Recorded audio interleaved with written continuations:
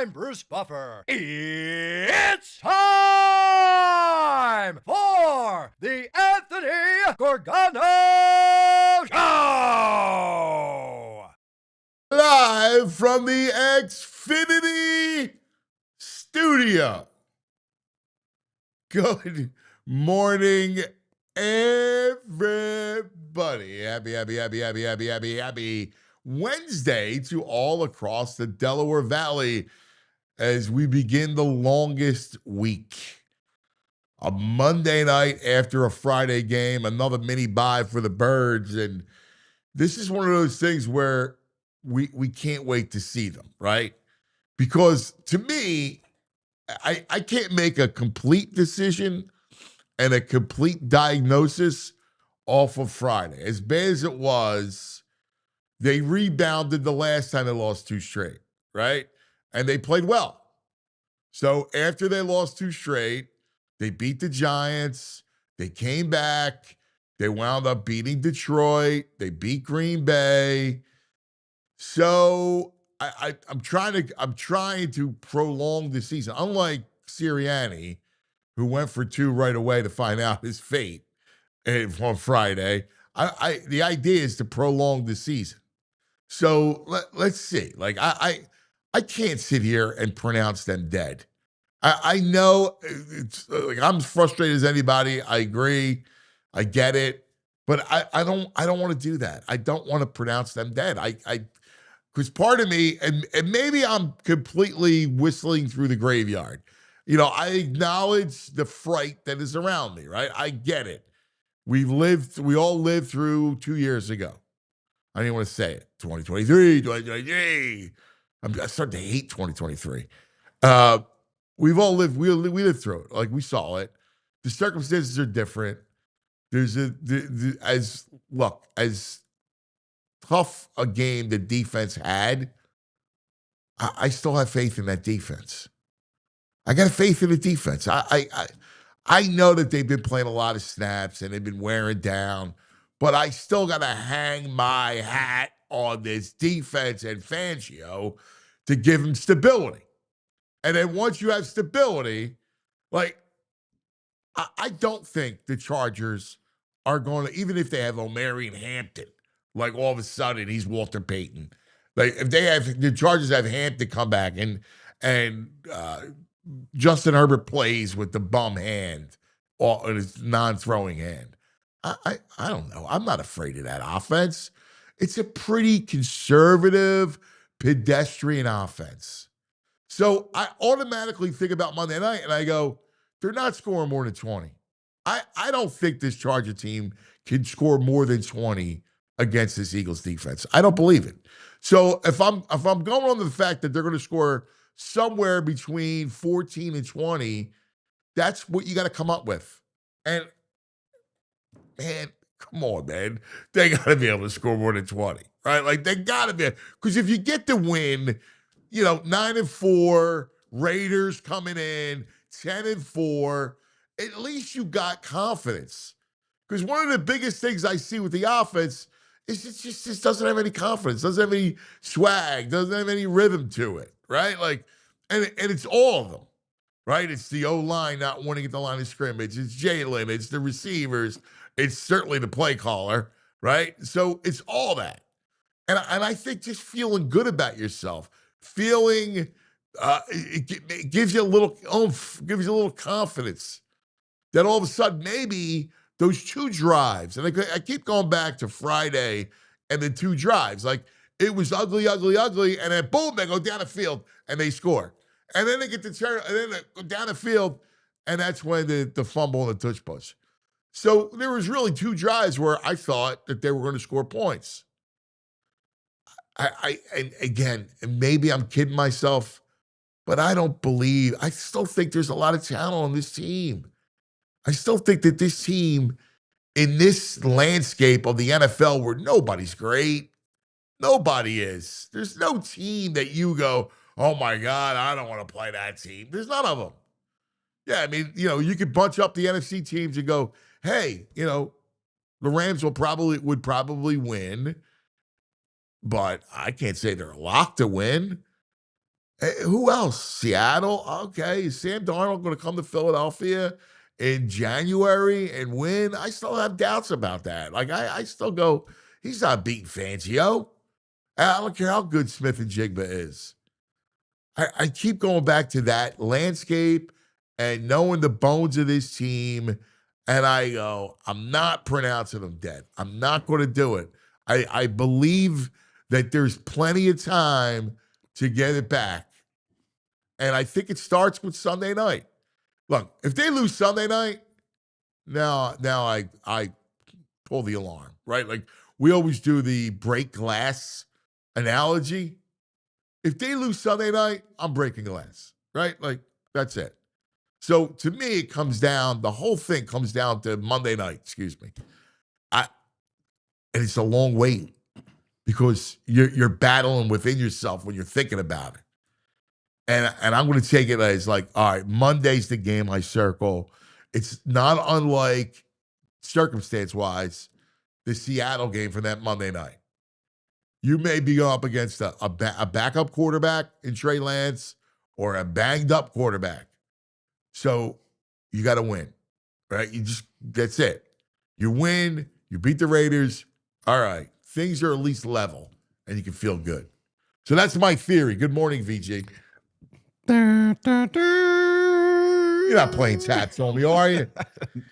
I'm joshing. They're not done. Of course, I mean, they got like one more loss coming their way. That's it. They're going to get into the playoffs. Can they survive in the playoffs? That's the question. I just don't even want to think about anything other than the next two games, really, Sunday night, like Monday night. Monday night, to me, is the circle game. Like, all right, Friday was bad, and there's legitimate issues, but Monday night, you lose Monday night, it's a collapse, right? Like then I lose faith. I mean, you may lose faith. I don't think it'll be a collapse with Washington up a couple times. The Raiders. I mean, it's not going to be a collapse. Again, the Washington's not. Washington don't look like a team that's quitting to me. So yeah, I just don't think they're that good. I can't say that. Well, when Daniels comes back, I mean, I don't know. Who's to say they can't? I mean, you can play them twice in 3 weeks. They could certainly beat you.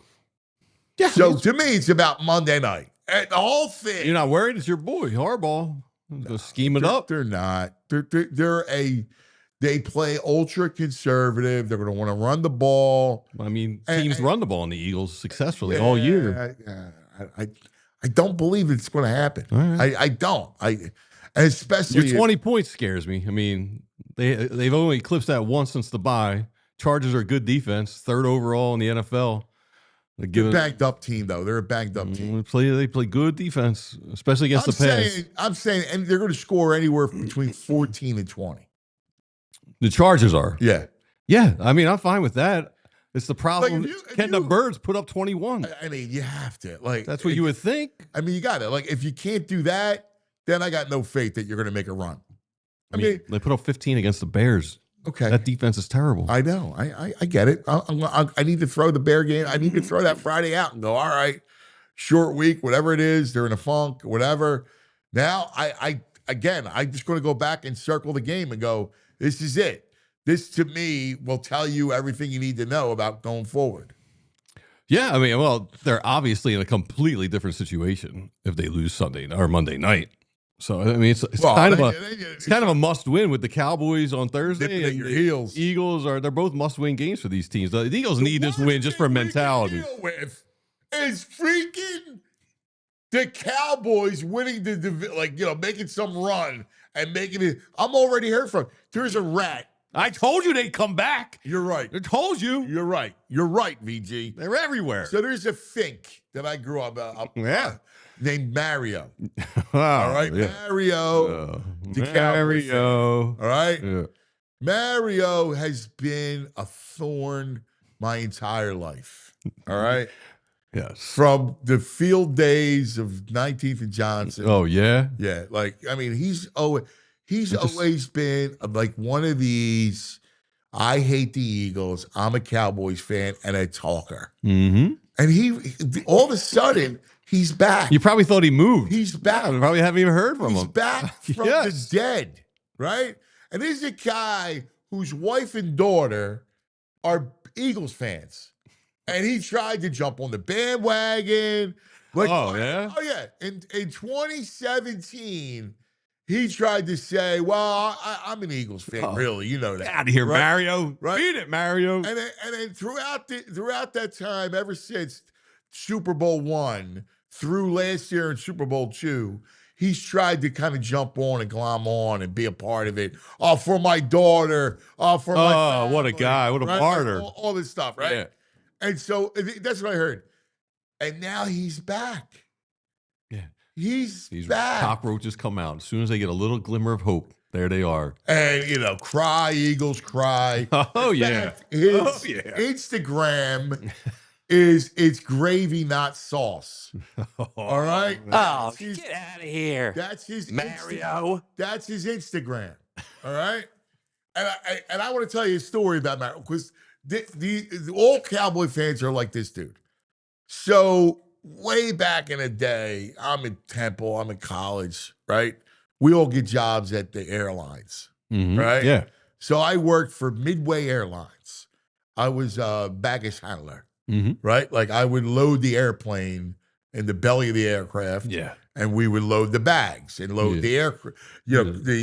Just toss them recklessly, not worried about fragile anything. I love to throw things. Yeah. Right. The last person I want throwing my luggage around is you. Yeah, and that was me at 18, what happened 19, to my 20, bag? It's all beat up looking. Right, like that was me. Right? Instead of stacking it neatly in the belly of the plane. Yeah, I know those guys. You can hear them loading it. Every suitcase that goes in, it's like that was me. Right? We would load cargo and we would load bags. And we'd have this bag cart and it would be filled with people's bags. And you just and you want to do it fast because you have a turnaround, right? Right. When the flight comes in. And so, you're throwing the bags. Anyway, I get him a job. He's like, why would you get Mario a job? Well, this is back in the day. Like, I know he's a crumb, but still from the neighborhood. All right. So I get him a job. The second day on the job, he calls out sick. Oh, man. And says not good for your reputation out there. He has stomach issues. That's a bad look. Bad look for you. Your boy just hooked you up with a job in the second day. Yeah, he can't be doing that to you. You got to show up and at least run to the bathroom every couple hours. Yeah, right? Show up. He calls out sick the second day. Violation. Take a Tums. Take a Tums. Violation. Yes. Mario. Drink some Pepto. Come on. I'm not coming in. What do you mean you're not coming in? If I get you a job, yeah. You got to come in. I put my name on the line here. I recommended you. Got you a job here. Come on. I know. That's weak. So that sounds like a Cowboys fan. They're all weak. Are you kidding me? I mean, completely weak. That's what he is. Oh, man, but he's back. Well, he's back from the he's all grave. chesty. Yeah. Feeling good. Yeah. And that's the last thing, I'm afraid for Thursday night, like tomorrow night. Like that's a huge game in our. Did you watch that Hard Knocks last night? They're feeling themselves. They're all, Jared dancing, taking a bite out of the turkey leg. Dax throwing around, raising to the roof. Yeah. Oh man. Yeah, it's scary. Yeah. It's completely frightening. I'm scared. It's almost like he's just got lucky. He's just a moron as a GM. Just made some moves and boom, suddenly they're rejuvenated. Yes. He thinks he's GM of the year right now, Jared. Oh, I love I was going to offer. I offered Mike and a one. I offered him a first round pick and the best defensive player. Like the last thing we can have is that, right? I think it's here, man. The last thing we can have is them back. Nah. Eddie Wright, this is the greatest. Eddie Wright, here's the Cowboy fan starter pack.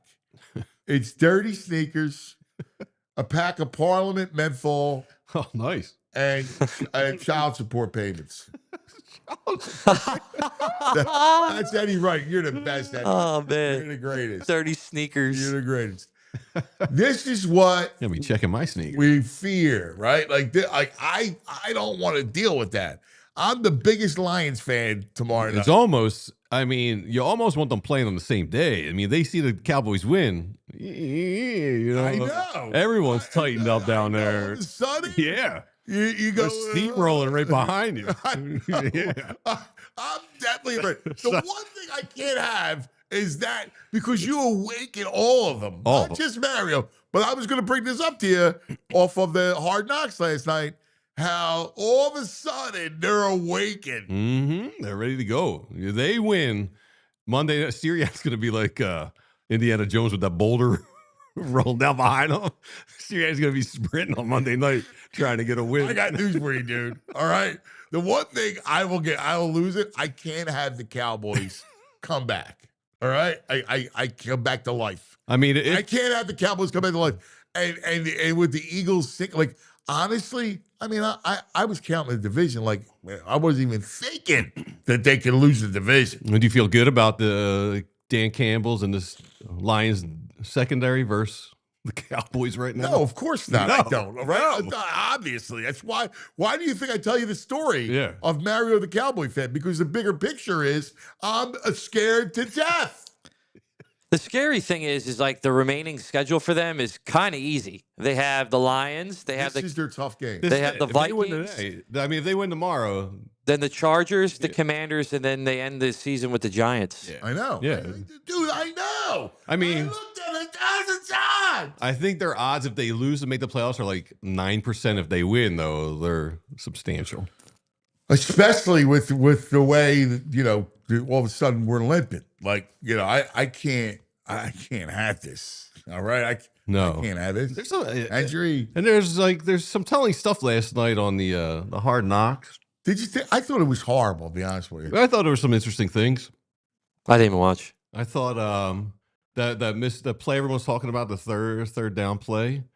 I mean, obviously they went over something, and Jalen misread it, and he's like, of course Jalen wants him to sit down, almost like a hitch. I was going to sit down on that. And Devontae's like, nah, man, like we talked. And Jalen's like, oh, my bad. Drops an F-bomb. He's like, my bad. And like, that's a little worrisome. Like, they're not on the same page. And Devontae's like, this is something we went over here, man. Like, where you at? So that's a little worrisome for me. I know. And on the second time, Jalen fumbles on the tush push. This is after he's gone down the line after the misplay. He's like, I got you. Then he comes down after the fumble. He's like, my bad, I got you. And Stoutland gives him a, yeah. Just gives him a, yeah. Like, we know it's you. Let's go. So I thought that was kind of telling. So it's not the Eagles are not on the same page. It's Jalen Hurts is not on the same page with the team. Well, I think we'll talk later with Kurt, but Kurt could imply that there's a coaching thing that's not got them on the same page. Yeah, it's not about the whole thing's disjointed. I mean, geez, bro, we talked about 100 times, million times. O-line, Hurts, receivers, Chula. Yeah.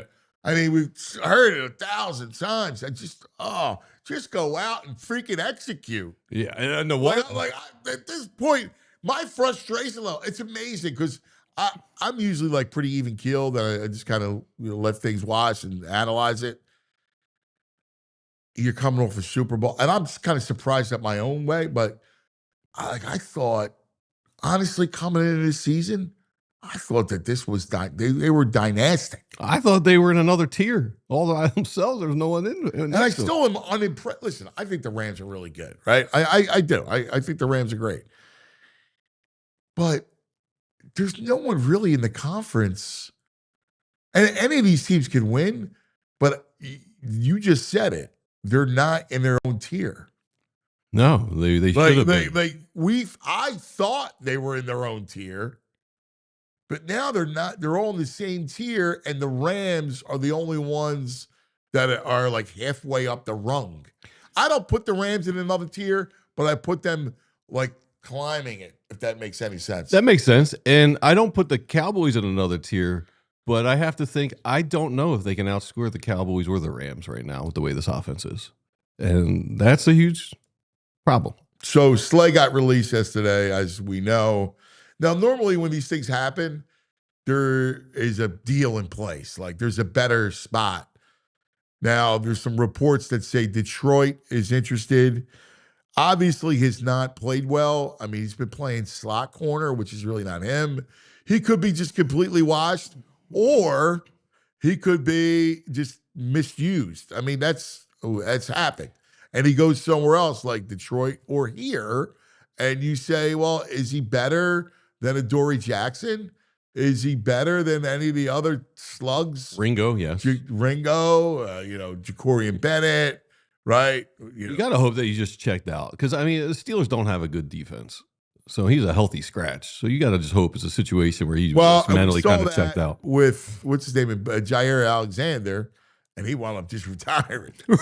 Right. So I look at it like this. Well, we had two guys retire. I kick the tires on anybody. Like if anybody can help me, I'll see it. I want to see what you got. Yeah, right? I mean, they've been bringing in anybody at this point, like any body or bodies to come in. Yeah, why not bring Slay in? I mean, I got no issues with that. I got no issues with that. I did learn, like our man from watching last night, our man BG, he is Sirianni's therapist. Man, Sirianni just talks to him, and BG just listens and affirms, and then he'll be like, "Oh, we had to go through that adversity last year. Adversity builds this, and we had to go through 2023." And BG's just like, yeah, we got this, yeah. See, he's such a good listener. And here's the thing, I like Sirianni. I do. I like him, but he worries me because he doesn't engender confidence. Like I've been around coaches that were just unflappable, right? Like that are more stoic.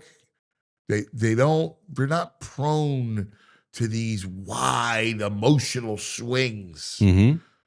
Like Andy say whatever you want about that dude. That dude, unflappable, man. Like always like focused, never gets lost in his feelings. Yeah. I mean, you need that as a leader. Yeah, I think every time he talks, it just sounds like a self-help book, and it's just like, dude, they got to win. This is not. Listen, the holidays are coming. Hold on, they can't ruin the holidays. You didn't see the Al Michaels segment. They do the Thursday Night Football. Al Michaels meets with them, and he's like, "So what are you trying to do tomorrow?" And Nick just goes off about like adversity and facing this, and you're like, Al Michaels just thinking, what the heck? What is this guy talking? Just give me a little insight so I got something to talk about tomorrow. Dude, I know. Are you trying to establish the run? That's all I want to say. Just give me that, man. All right, lots to get to today. Kurt Warner is going to join us coming up at 10:30. So looking forward to that. Of course, EJ on the State of the Birds coming up next. The Brain with our Daily Grind brought to us by Bet Parks. Sielski, my main man, Mike Sielski, the great columnist from the Inquirer. And then at 11, our World Cup. We got a big show Friday. Can't wait for this one. We're from Stateside Live.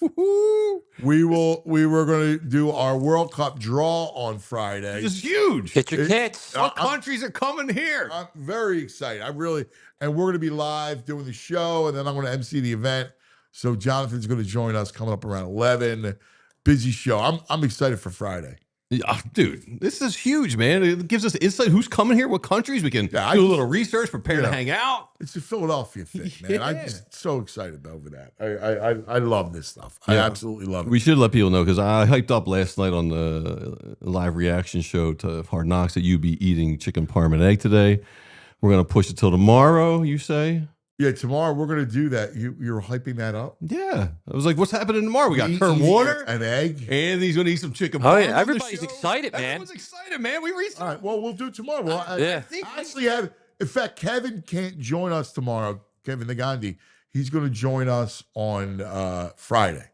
All right. So, yeah, we'll do it. I think we outraised every show yesterday. We did. I think. Yeah. And that's why. Oh, thank you, guys. People want to see you do chicken parm.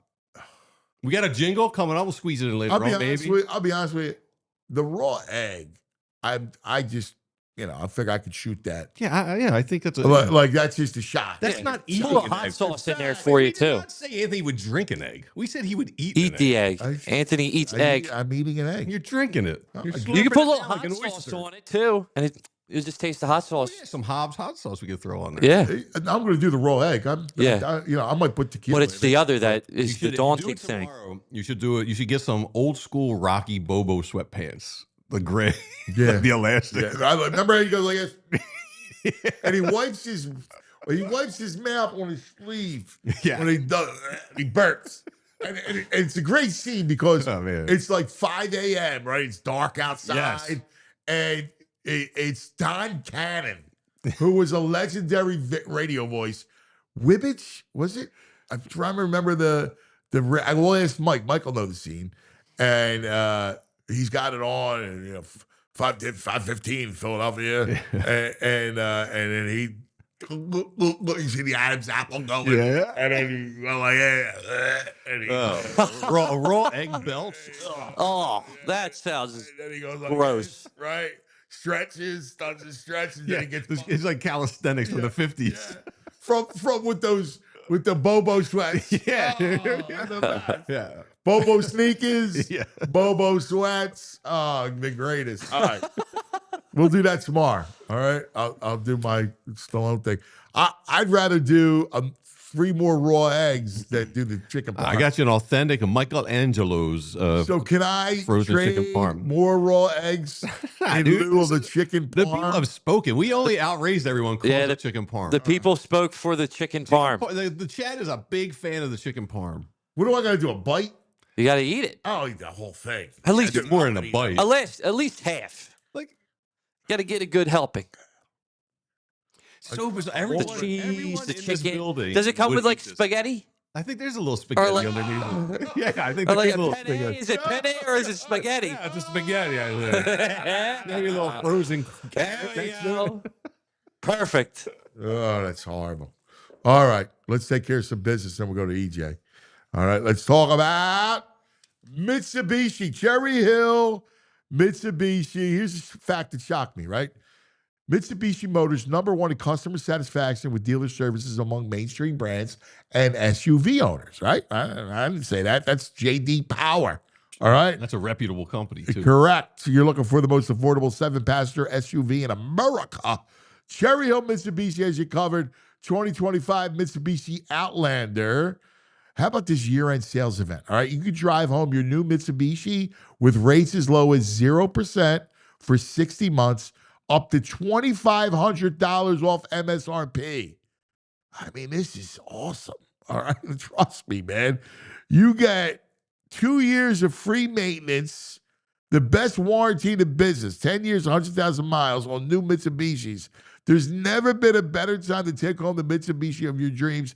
The choice is yours. Located from all the bridges, just minutes. Check it out, cherryhillmitsubishi.com. Find out how easy it is to do business with Cherry Hill Mitsubishi. It's my man, Bill. Go see Bill. Tell him Cuz sent you. You're going to get the Cuz discount. You can't beat it. All right? Cherry Hill Mitsubishi. I know people buy Mitsubishis elsewhere. I don't know why. I mean, clue. really. Yeah, I don't have no idea. Get it together. All right. Let's go with Xfinity. Is there anything better than just watching games? I was watching after practice last night. I came home. I watched the Hard Knocks. It was a little bit later. I watched the end of the Sixers, then the Hard Knocks, and then I watched Vegas with Carter Hart against the Blackhawks. People really, they love that. He got his first win. Team went crazy. I know. And I watched the game. And it was about to lose, and they scored with like 2 minutes to go to tie it, and they won it in a shootout. But watching sports, if you love it the way I love it, you got to do it the best way, and that's with Xfinity, man. Xfinity is the greatest. All the best games, your favorite teams in one place. The way you watch is next level. The perfect fan flex. All the action right in your living room. Plus, Xfinity's best picture and sound with enhanced 4K. So clear, feels like you're in the stadium. I mean, I have the multi-view, which I love. Many games on. Next game, make sure that big fan isn't a big fan. Learn more. Xfinity.com. Xfinity, imagine that. Restrictions apply. All right. Let's go to our man. The big deal brought to us by Cherry Hill Mitsubishi is, of course, your EAGLES and covering the birds for all PHLY. Our man on the Xfinity mobile call-in line, EJ Smith.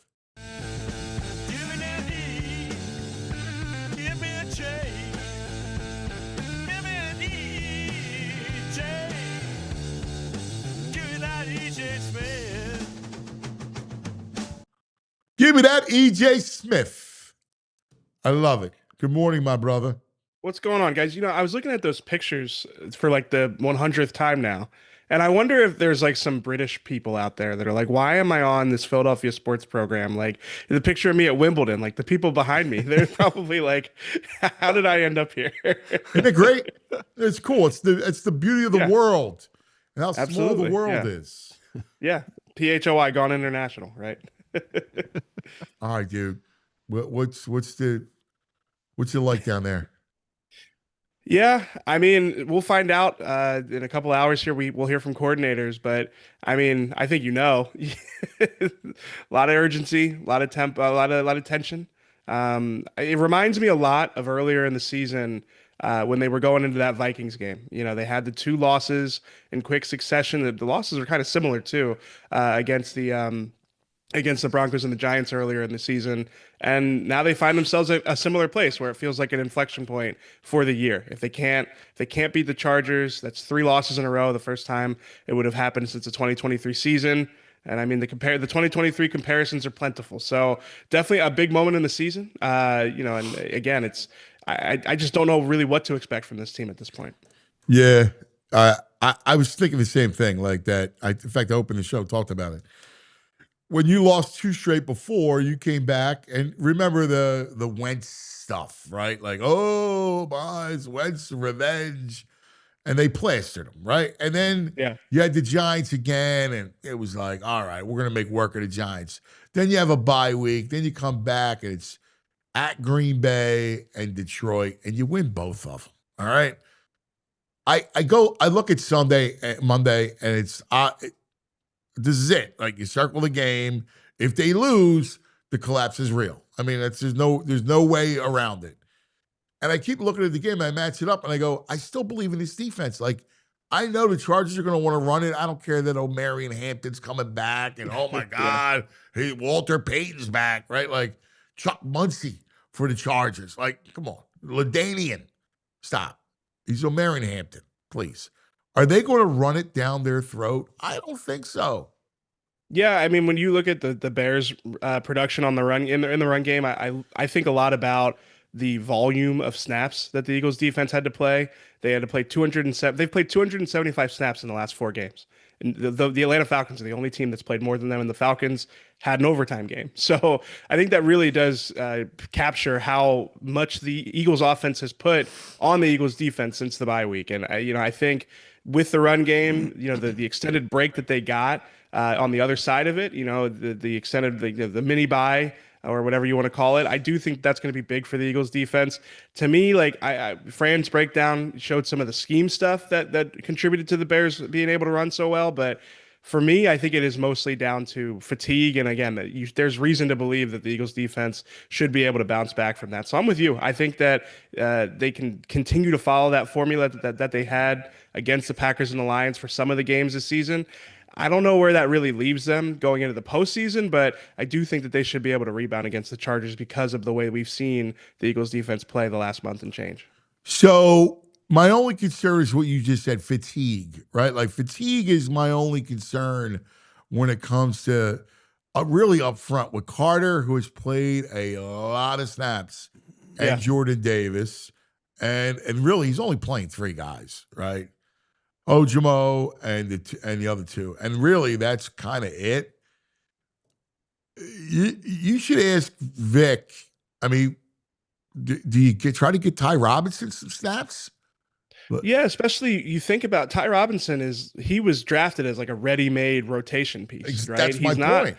Right. Yeah, he's not like I mean, not to say he doesn't have upside, but he wasn't like a flyer on an upside pick. He's a guy who played a lot of college football, and you expected him to come in right away. So yeah, they've been going with Byron Young on early downs a decent amount, but I agree with you. I think Ty Robinson, he looked like a guy who was ready to play in the NFL in training camp. So we haven't seen much of him, but again, he's not like the type of developmental player that you'd think would need a year or 2. So I mean, I think you're seeing it with Carter. He's been dealing with injuries all season. Honestly, like, we can just be real about it. Like, the Bears circled him on some of those plays, and fair or unfair, he has a tendency to improvise. He has a freedom out there that he's earned. But yeah, again, the Bears took advantage of that at times, and just took advantage of the fact that he's clearly not played at the level, and health is a big factor why, but he's clearly not played at the level we expected of him. So I'm kind of banking on this mini bye, this extended break, giving the defense a bit of like a break and a chance to recuperate. But yeah, the fatigue factor is real. They've played a lot, and again, the Eagles' offense has really put them in a lot of bad spots in the last few months. Well, and therein lies my Ty Robinson thing, because you're going through a stretch run, right, where you got to get them guys some rest for the playoffs. Yeah. So, now's the time you're going to be playing the Raiders after the Chargers, Washington twice. Go get that kid some snaps. Give those other guys a little bit of a break. I just think it would make a lot of sense. Have you heard anything about Carter? Because Carter said something about, you're going to find out about my state and my injuries. Yeah, no, I'm not sure what exactly he's alluding to. He obviously dealt with the shoulder going into the season. He had the heel injury right before the bye week. But yeah, no, I was in on that media scrum where he mentioned, he's not going to tell us what he's going through, but he said he's dealing with something.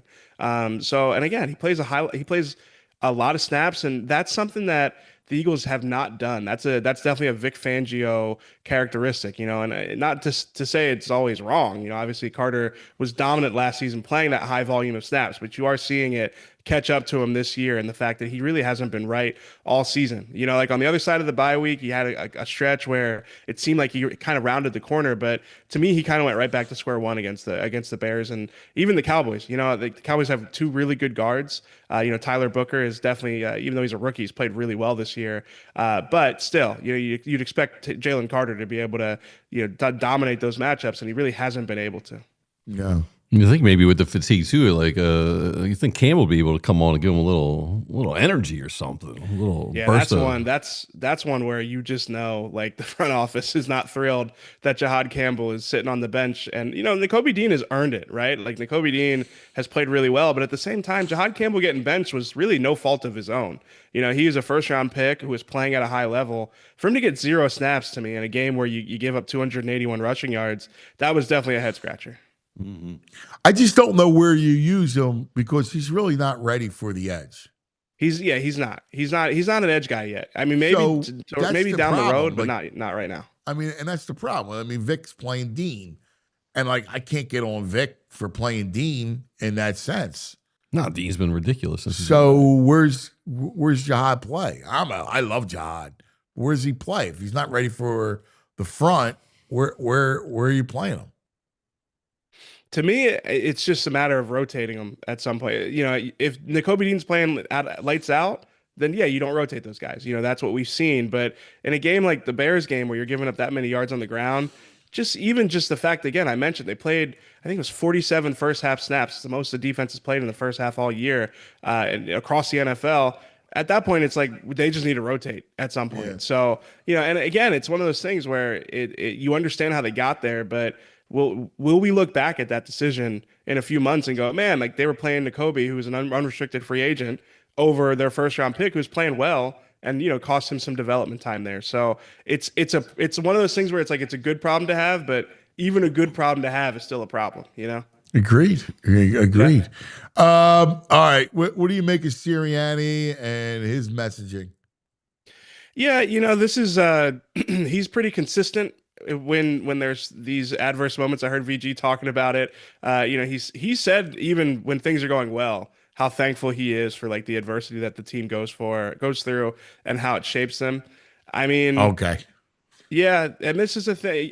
You mentioned it earlier in the show. Like, Nick is really good at keeping, like, a good team on track. That is one of his best attributes. Is like, if you have a juggernaut, he can keep them focused on the things that they need to be focused on. But we've seen examples, 2023 being top of mind, where he struggles to get a team that is in a funk or spiraling out of that spiral. So it's going to be interesting. It's an important stretch. The stat that Bo pulled the other day has been in my head all week. It's like every time the Eagles offense has finished bottom half in the two key offensive metrics, success rate and EPA per drive, they fired somebody in the offseason. I'm not saying that that's where Nick's headed, but I just think it really speaks to, like, how rare it is for them to find themselves in a situation and the urgency that the organization has every time that it happens.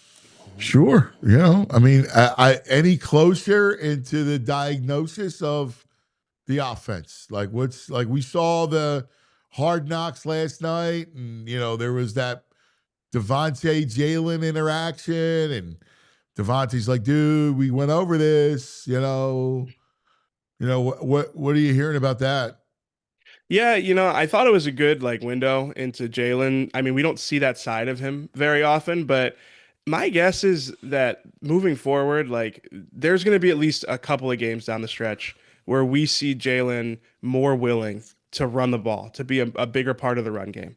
And I think the accountability he shows on the sideline speaks to it, the desperation. And we've seen that from him at times before when it's back against the wall, he starts to be more open to some things that maybe he wasn't as open to. So, I mean, listen, we've been calling for it all season. I can't say I'm overly I'm not going to pound the table on it or anything like that, but I do think that the potential for him to sort of how would he? I brought it up to you 1,000 times. Straight jacket, right? 1,000 times I brought it up to you.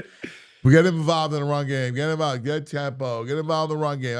It's like a broken record. I mean, you're right. But at some point, you don't have anything else to turn to, right? Nothing. At some point, at some point, it's just this is the last resort. And we've seen Jalen actually respond in those times before. So, if you ask me, I don't feel, Bo and I are going to do predictions at 2:00. And when I'm going through my predictions, I'm staying as far away from the Eagles pass game as I can on these. I got no idea what to expect. Really, the Eagles offense in general, but I don't have a great deal of confidence that they're going to turn this thing around offensively. I think they could get back to the level where the defense can carry the team. But really, there is just too much. There's too many complicated dynamics at play for me to feel great about the Eagles offense just looking, completely different coming off of this mini bye. They need confidence, dude. That offense needs to feel good about itself. You see them pressing. You can feel it. You can feel it through the television watching them execute. That there's no confidence. We got a bunch of high-priced guys. They pretty much stink. I mean, they're a bottom third offense right now. So, I mean, they got to be what is happening right now? What's going on? Yeah, you hear guys, I'll never forget, Josh McCown talked so much in the year he was with the Eagles about the first down, that first completion, seeing the ball go through the hoop was the analogy he used. And I think that Jalen is, he's not necessarily a timing and anticipation thrower, but he is a rhythm player. And most players are, especially quarterbacks. You need to get them into a rhythm. And, we've seen examples. Dude, how many times did I bring this up to you? Drive starter. Yeah. Yeah, absolutely. Come on. It is seriously. It is one of the biggest things from an offensive coordinator. Drive starter. Yeah. It's one-on-one stuff. Yeah. Yeah. I mean, we saw it against the Cowboys when they came out and scored the 3 touchdowns. Because you wonder, where did that go? And it's well, Jalen hasn't been in a rhythm since then. And that was part of the reason we talked about them taking their foot off the gas in that game. It's not going to be perfect with Jalen, but I think the coaching staff sometimes does have that tendency to turtle when things are going bad with Jalen, and it ends up backfiring anyway. So I think they have to figure out how to navigate it. And if they don't, then it becomes a really interesting question. Yeah, I don't even understand what their reticence is about just letting them go out and ball. It's almost like when they have to, the one touchdown drive was a thing of beauty. And it was like they had to do something, and they did it. And then the following drive was very good up until the fumble. Yeah, to me, it's you're right either way. If you just go out there and roll the ball out and say, this is what we want to do offensively, go do it, Jalen. If he plays well, then you're right. You get to say, look, we finally did it. We took the straitjacket off, as Jalen would say. And if it doesn't work, then you get to have your argument, well, this is what it looks like. It's not on us. So to me, it does. It overcomplicates it when the coaching staff yo-yos from one side to the other. We talk about diagnosis. I'm dying to find out what this thing. So let him go. Let him go. If he fails, he fails. So what? At least you've efforted it, and you have an idea of what's wrong and then how to kind of combat it. I don't even get this conservative. Ugh. I think coming after a game where he had 2 turnovers, I don't know if he's going to become airing it out this week, dude. I don't know. It's not even necessarily airing it out though. It's just the variety of concepts, just the approach has to be different. It can't be predictable route concepts, over reliance on hitch routes, just like overly simplified passing to me. It has to be you have to at least give him the answers. If he doesn't find the answers himself, if he's not going to the answer key in the back of the book, that's on him. But you have to give him the answers, in my opinion. This just feels like a week where we've been up like this is like the third or fourth time in recent weeks where they're a stingy defense on the pass game. This should be a game where the Eagles should be able to run the ball. Well, that's what I'm saying. Like they're good against the pass, the Chargers this year. Yeah, and I'm thinking the same thing. Like this, they got to win this game. Like this is a said that about the game. Bears. You got, yeah, but okay. Here's the thing: they still had a quarterback, right? Like you still had Caleb healthy. Like Justin Herbert, if he plays, I don't know how you play off the surgery with your hand. That's your base hand. I don't know how you do that. And if he doesn't play, it's Trey Lance. So I mean, that's going to hamstring that offense in a big way. Either way. Yeah, I mean, I don't think he's going to be able to go under center. If Justin Herbert plays, I would expect. They didn't go under center against the Raiders when he came back, and they play about a third of their plays out under center. So that's a big deal, especially with the people who are talking about the Chargers. They're a play action team. They can't run play action. Right. Yeah. So no, I mean it's going to be limiting either way. Doesn't do anything. Yeah, but going back to the Chargers run defense for a second, I mean the Bears run defense stinks too, and Saquon had a decent game, but I don't know. I'm kind of past the belief that they just need a bad defense to get right in the run game. We've seen the opportunities. It really was just that Giants game, the second Giants game where they got it going. I just don't think that they have it this year, and that's what's makes it so complicated because it's like where do you go from there? They don't have the answers. Oh my God, no answer. Franny said the same thing, kind of. I know. We've all said the same thing. Like, it's hard. It's like you keep looking around, you bang your head. How can there be no answers with all this skill? That's what's so bewildering. Yeah. Yeah. I mean, you see other offenses across the league figure it out with less talent, but far less. Yeah. Yeah. It's the Bills didn't have both their tackles and ran for 1 million yards in Pittsburgh. Speaking of Pittsburgh, you hear anything with Slay? Yeah, I think it makes sense. I think a reunion would make sense. He has to go through waivers, but the Eagles, they're not actually as far down the waiver wire as you'd expect, just from the sheer nature of the fact that they're not at the top of the conference anymore. So if he makes it to waivers, he wouldn't be overly expensive. Makes it to them in waivers, he wouldn't be overly expensive. To me, he would fill that Jair Alexander role. Like the kind of the guy at the end of his career that you've seen play at a high level, and especially for the Eagles, you've seen him play at a high level in your building. I kind of throw out how the Steelers experience went for him, but I mean, he's really playing nickel and it wasn't a good fit there. I'm not saying that he would come in and be the Slay of last year, but I do think if you look at that secondary, having another option there, which is again what they wanted with the Jair Alexander trade, I think it makes sense. Yeah, I do too. So what's the schedule? Yeah, Bo and I are going to be on it too. We're going to do some predictions for the last 5 games of the regular season. How many wins do you think I'm giving them in the last 5 games? 3. Yep, I'm going 3, but I'm going to go not the 3 you expect. I think they beat the Chargers. I think they split with the Commanders. I do too. And everything else, no idea. I agree. I think the same thing.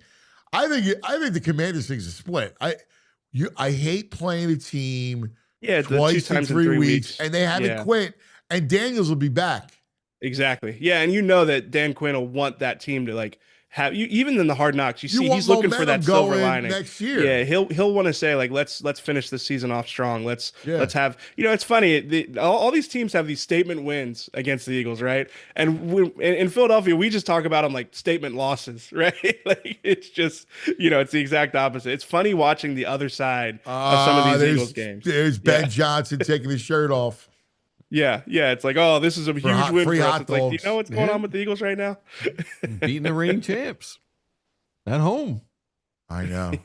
And everybody. The thing that scares me is everybody's on the Cowboys jock. Oh, the Cowboys are hot. No one wants to face the Cowboys. The power rankings, the Cowboys are the #1 team next to the Rams. Get the hell out of here. I hope the Lions just blow the doors off them tomorrow night. Yeah, it feels like it's coming for them, right? You know, a little. They're riding a little too high. I don't know. I'm worried about it, to be honest with you, buddy. They are I'm worried about exactly it. they're exactly the team you don't want to see in the playoffs, right? I mean, just a team I that can know. put up points, make just create a crazy game state in a way that, especially this Eagles team, you wouldn't want to see them in. You know what'll kill me? What'll absolutely kill me is the fact that you had them buried. Yeah. Their whole season was dead. They were dead. You're up 21 21-0 in their building. Like the steak is sticking out of VG's chest. All you got to do is take a hammer to it. Boom. One shot. Double He's tap. done. Double tap. Nothing. They let them back. They gave them life. And if, God forbid, the Cowboys win tomorrow night, that's on Sirianni. They got conservative. Oh, EJ. I was about to say I always try to come on here and make you guys feel a little bit better, but as a reporter, I wouldn't be doing my job right now. There's a on social media, Dr. David Chow. He was a head NFL doctor for 17 years. Yeah. He says Herbert after surgery will be more secure for Monday than he was when he finished the game, so he's very likely to play next week. All right. Well, we'll see. I think he plays. It's just a matter of what it looks like with him out there. You know, what they're able to do and what they can't do. All right, buddy. We'll be watching 2:00, baby. Appreciate All right. Thanks it. for having me, guys. Thanks, buddy. E.J. Smith, our man. All right. Now, time for the daily grind with the brain. Brought to you by the Bet Park Sportsbook online casino app. Brain. Red the Bean Finder. There he is. What do you say, Brain, on the Xfinity Mobile call-in line? Hey, good morning to you, my friend. Good morning to you. How you What are guys you doing? seeing? What's your crystal ball say about Monday night? You know, it's a tough game. One thing I do like about it is, again, I love that the Chargers never have any home field advantage. I do think that's a nice thing. I said this, Anthony. I actually think this game, in my opinion, doesn't make me right, obviously. In my opinion, is the most important game in the entire Eagles season. Yeah. And I really told you, I think it's because I think if they win this game, everything's okay and all right, we're back on track. We're 9-4 or whatever. They're 8-4 right now, right? Yeah, we're back on track and everything's good. But if they lose this game, it'd be impossible not to be like, okay, what happened 2 years ago? We were 9-2, then we lost the last 5 games, whatever it was, and they ended up getting destroyed by Tampa Bay in the playoffs.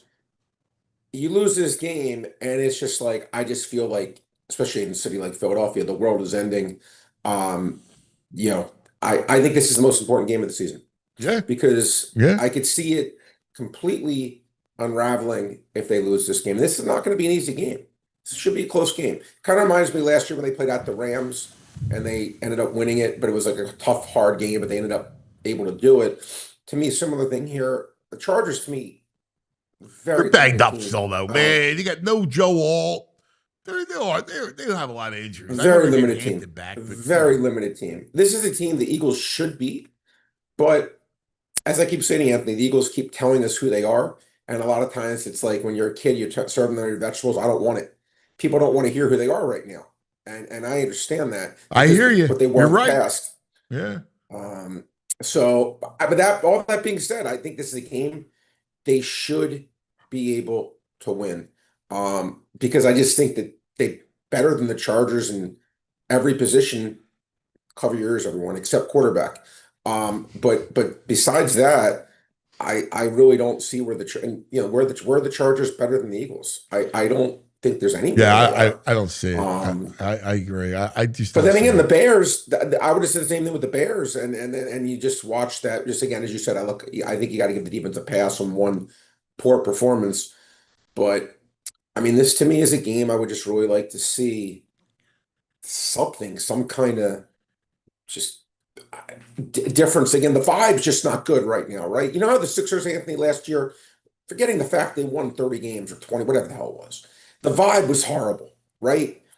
This year, they're not playing amazing. They're not going to win the championship, but at least the vibe's good again. And I think there's something to that where, at least there's like hope again, and it's fun to watch. I could see this game being, if they lose this game, just dissension city. I don't know. I just really hope they win this game. Yeah. No, listen, I don't want to think that. But you're right. Tomorrow night, this is the game I'm worried about because it's going to happen tomorrow night. And I just got done saying it, and I'll say it to you too, which is the Eagles had the Cowboys dead. The priest was in the room, right? Last rites were there. It's 21-0. I mean, Brain, it's 21-0. They're done. Their season marked. And they let them back. You are incredibly correct. Something that you need in life is just that break when it looks like everything is going against you and you're done, and then you just, oh my God, we got out of this, right? It's like, and look, we've all had it in life in some point of our life, whatever it is. Oh my God, I can't believe I got this break, or I can't, wow, that was, yeah, I didn't see that coming. Credit to them though. They still had the Dallas, they still had to beat the Eagles, despite the Eagles maybe taking the foot off the gas. They still had to beat Kansas City. Now, again, the thing about this Dallas team is, I'm not going to try to overrate them, but they have a really good quarterback. They have right now today, I think they have I don't know if it's the best group of receivers, but I mean, Pickens is playing. Pickens is like 4th choice for player of the year. That's how good he's been. I mean, I know. I mean, making every catch. I'm just saying. So this team does certainly have the receivers, and the running defense is certainly improved. But again, this is an interesting game for Detroit, Anthony. Talk about another team leaking oil. I mean, they've just been unfortunate the last couple of years. It's happened to them when their defense they've lost like 10 starters 2 straight years. It's like hard when you lose. I say when coaches say next man up, it's exactly that. It's coach speak.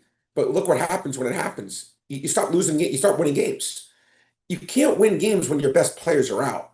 It just doesn't happen that way. No. And the Lions right now, I mean, I think it's going to be very challenging for them just because it's hard when you just lose your best players. And then on top of it, they lose Amon-Ra St. Brown.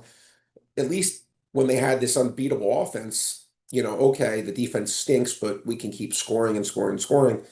You take him off there, it's a big loss. So how do you see, because Dallas will be able to move the ball. It's going to come down I like to... the over. The over-under is high, Anthony. It's high, but I think justifiably so.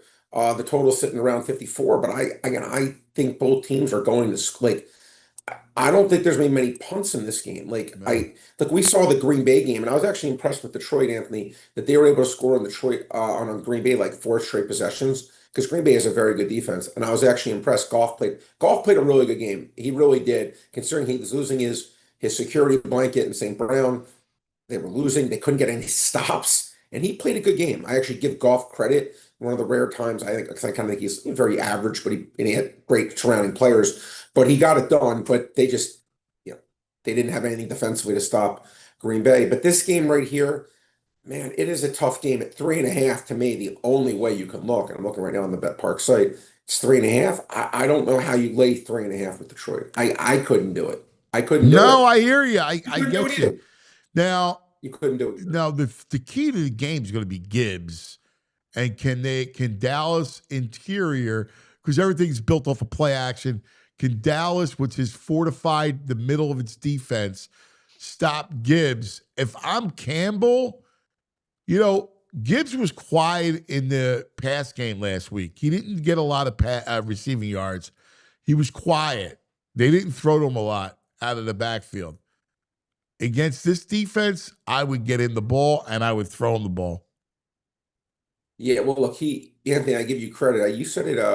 You've been saying it for a few years. You thought he was more or less right there as the best running back in the NFL, and I love kind of Gibbs. before the masses said that. Now other people are following your lead, but you were right. I mean, I actually think, he may be the best guy. He probably is, in my opinion, is the best. If I was just forgetting the stats. I mean, stats can obviously tell you a lot. They don't tell you everything. They don't give him the ball 60 times a game to put up stats that Jonathan Taylor or Barkley did last year. In fairness to him, no one in the world could put up those stats because he doesn't get the touches. But per touch, I can't think of a more explosive player, and I agree with you. I think the game is going to be tight, Anthony. Again, I think it's going to be, I'd be very surprised if it's not a close game. I really, really would. I think it's going to be a close game. Either way, I don't think Dallas is going to blow them out. I think it's going to be a high scoring game. Let's call it 31-28. I'll say Detroit in a very 50-50 kind of game. I think it's going to be a great game. I'm really looking forward to it. I think it's a great game. But as you said, the Eagles had them. They were done. They were out of it. But I'll say this, if they lose this game, Anthony, I don't think they can get in the playoffs. No, I agree. They'll then lose tiebreakers to Detroit. I don't know where they would be able to get in. Although they have that tie. So it's kind of a weird thing because they do have that tie against Green Bay. So there's never going to be a tiebreaker. And I say that. But I don't think they're going to be able to get in. If Dallas loses this one, I think it'll be too hard because one of the teams they're going to have to beat out is Detroit. And I think if they lose this one, I'd sayonara. Yeah, must win for both tonight. Yeah, I agree. I agree. Yeah, VG, you're fair. You know what's funny? One of the bets I put in today, I laid -140 Detroit misses the playoffs. Even though I think they're going to win this game, I think if I waited, I probably would get a much better price. But when I look at the landscape of the NFC, I say to myself, I think it's probably going to come down to, for that last, we have the Bears, we have the Packers, we have the Eagles, we have the Tampa Bay Carolina winner, we have Seattle, and we have the Rams. So that's 6 teams, right? And that 7th team to me will either be Dallas, Detroit, or San Francisco. And, to me, again, if Detroit loses this game, they're done. And if they win this game, I still think, gun to my head, San Francisco has just as good a chance as them. So laying $1.40, I thought it was worth it because I feel like even if I lose this game, I still think it's going to be very, at best, 50-50 for them to get in. And I think there's a good chance they lose the game. So we'll see. You got anything tonight? In the NBA, Anthony, Okongwu of the Atlanta Hawks. This is a guy. What happened is Porzingis had this mysterious illness, which happened to him last year. I feel bad for the guy. And it's made Okongwu was coming off the bench. He's always been a decent player, but now he's been starting. And what has he done since he's been starting? He's been averaging 21 points a game as a starter. And he's gone over 17.5 points, 8 of his last 10 games. I thought that definitely merits a play. I just think that I have a situation where this guy's getting a lot more minutes now. Still no Trae Young, which takes away a 25-point scorer. I think Okongwu over the 17.5 points merits play. In terms of straight games, well, first of all, it's interesting. What do you guys think of the whole Giannis situation? Think Giannis gets dealt? I think so. I do. What else you do if he demands a trade? What are you gonna do? I think which team has the bullets to get him? Who's gonna get Giannis? I think somehow the which Knicks team wind has up. the? Yeah, I think the Knicks wind up with him. Well, who do they give up, Anthony? I don't know. I mean, you're gonna have to give up. I'm trying to think. Like, if you're Milwaukee, are you gonna have to give up Towns? Okay.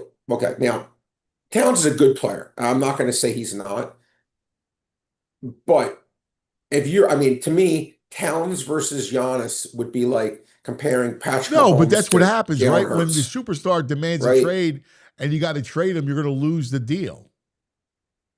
Right, you're going to lose the deal. But I really think you're losing the deal there. Like, I don't know what do you do? Like, if you're Milwaukee, how do you win you can't win the deal. You know. I don't know. Well, I mean, OKC's the team with all the chips, right? So, Andy, it's funny. I bet them at 18-1 10 days ago to break the all-time record. I'm going to win that bet. I'm calling it right now. I'm calling something that was 18-1. They're going to win 74 games. They are so good. And so I said before the year, if you took all their starting 5 was out for the season, they'd make the playoffs. Their depth is like no other team I've ever seen since dude, following it's the ridiculous. NBA. They go 10 deep, where again their depth, their bench would make the playoffs. Again, forgetting SJ, Holmgren, Jalen Williams only played 2 games all year. Yeah. All these guys were out, and the crazy thing is they have everyone's first round pick the next 5 years. It's insane. I've never seen a situation like what. No, they hijacked the league. Yeah. That league is in so much trouble because OKC is going to reel off. Was going to be a dynasty, right? And it's they could win Oklahoma 7 City. in a row. City. The whole league's going to go into the toilet. But listen, good for them, my man. Great stuff, buddy. Appreciate you. My buddy Sielski, saying hello to him. I always like saying Mike. Mike's the best, isn't he? We're gonna get you guys back on together. All right. Yeah, no, I love Mike. He's terrific. All right, I'll speak to you guys later. Good luck to everyone out there. And Eagles are gonna be okay. I think they're gonna. I know I said against the Bears, but I think they're gonna find a way to beat the Chargers. I really do. Nice. I love it. All right, buddy. Good stuff. Thank you, pal. Marina Pease, they got the Hawks and the Spurs as the other contenders for Giannis. Knicks, Hawks, Spurs. Yeah, I mean, I guess the Hawks have a favorable, unprotected 2026. I could see the Knicks too. I could see him on that MSG. It's the league. The league's going to make. Yes. The league will somehow get Giannis to New York because that's what the league does. Yep. All right, let's take a quick TO and we'll come right back. Hang with Mike. All right, because looking forward to that. Let's go to, what are we doing? Bet Park Sportsbook online casino app, baby. Yeah. Live betting, so much better on the app. Join me and all of our friends. Get some skin in the game. Birds, 2.5-point road favorite. We've been talking about it. Detroit is 3.5? Bet Park's got 3 right now. 3, that's what I see. Because Brain said 3.5. Yeah. It's 3. They also have Eagles at 3 right now, too. All right. That means it will tick. If it stays stable at 3, I feel good. Yeah, it ticked up. Bet Park's the only app that I'll ever recommend. It's the greatest. We love it. Check it all out. Everything the Brain talks about. We got a big show tomorrow night with the Brain to go over the whole NFL weekend, all the college and the playoffs. All kinds of good stuff. So Ray in the chat asked for some trash man picks tonight. Yeah, what do you got? Give them, I like Arkansas plus 3.5 versus Louisville. Louisville's a good team, but Arkansas smells like an Arkansas lime. Yeah. And then that's not trash. No, that's a good one. The real trash one, if you wanted to get into trash, is Northern Kentucky minus 10.5 versus Cleveland State. Wow, Northern Kentucky. I like Northern Kentucky. Listen, you want to get on these picks. VG's money. We're 10-4 so far. He is the trash man. Check it all out. And on Friday, double the spread on a select pro football game every week. So be on the app, the Bet Park Sportsbook online casino app on Friday. Right around noon, they'll pick a game, and you could double the spread. New casino users get up to $1,000 casino bonus back, plus get 250 free spins on the new slot game Tree Wishes. A Bet Parks exclusive. Got to be 21 in PA, New Jersey, Michigan. BetParks.com has all the details. Gambling problem, call 1-800-GAMBLER. Now, joining us, love him, on the Xfinity mobile call-in line, the great columnist, Mike Sielski. Yo. I'm sorry. I'll do Rothman. Yeah. I like Rothman. They saved my life. I was jumping ahead to get to Mike. You're looking. Both of you are looking at me. It's my fault. No. I just want to get to Mike. But I don't blame you. All right, Rothman, they saved my life. They saved my neck, but they're here to help you out. Whether you got a sore knee, stiff shoulder, nagging back pain, Rothman Orthopedics is there to help you get back to the life you love. Their team of specialists, they treat all kinds of orthopedic issues from everyday strains to long-term joint pain with care that's efficient, effective, and it's close to home. So don't let pain keep you sidelined. Schedule an appointment today at rothmanortho.com/PHLY. Rothman Orthopedics, your mobility, our mission. I love it. Now, on the Xfinity mobile call-in line, Mike Sielski.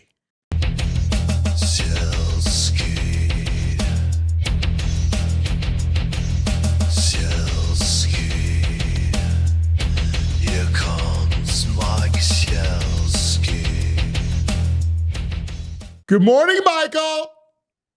Morning, guys. Welcome. Good morning from the NovaCare complex. I'm here already for the coordinators' pressers. Oh, nice. Let me tell you, Mike, your question, it was you, right, with Goddard after the game, post-game? Yeah, it was. Yes. Awesome question where he was just puzzled for 5 seconds before he said, tough question. Yeah, I asked him, could you think of an instance in which you guys went into a play feeling like you had a strategic advantage on the defense, or you were pretty confident the defense wouldn't know what was coming, and he gave that very revealing pause for about 4.5 seconds before he said, "Good question," and moved on.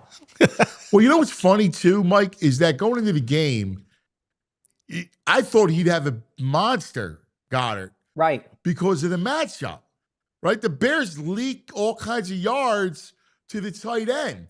See, and this goes to a bigger point, which is they don't attack weaknesses.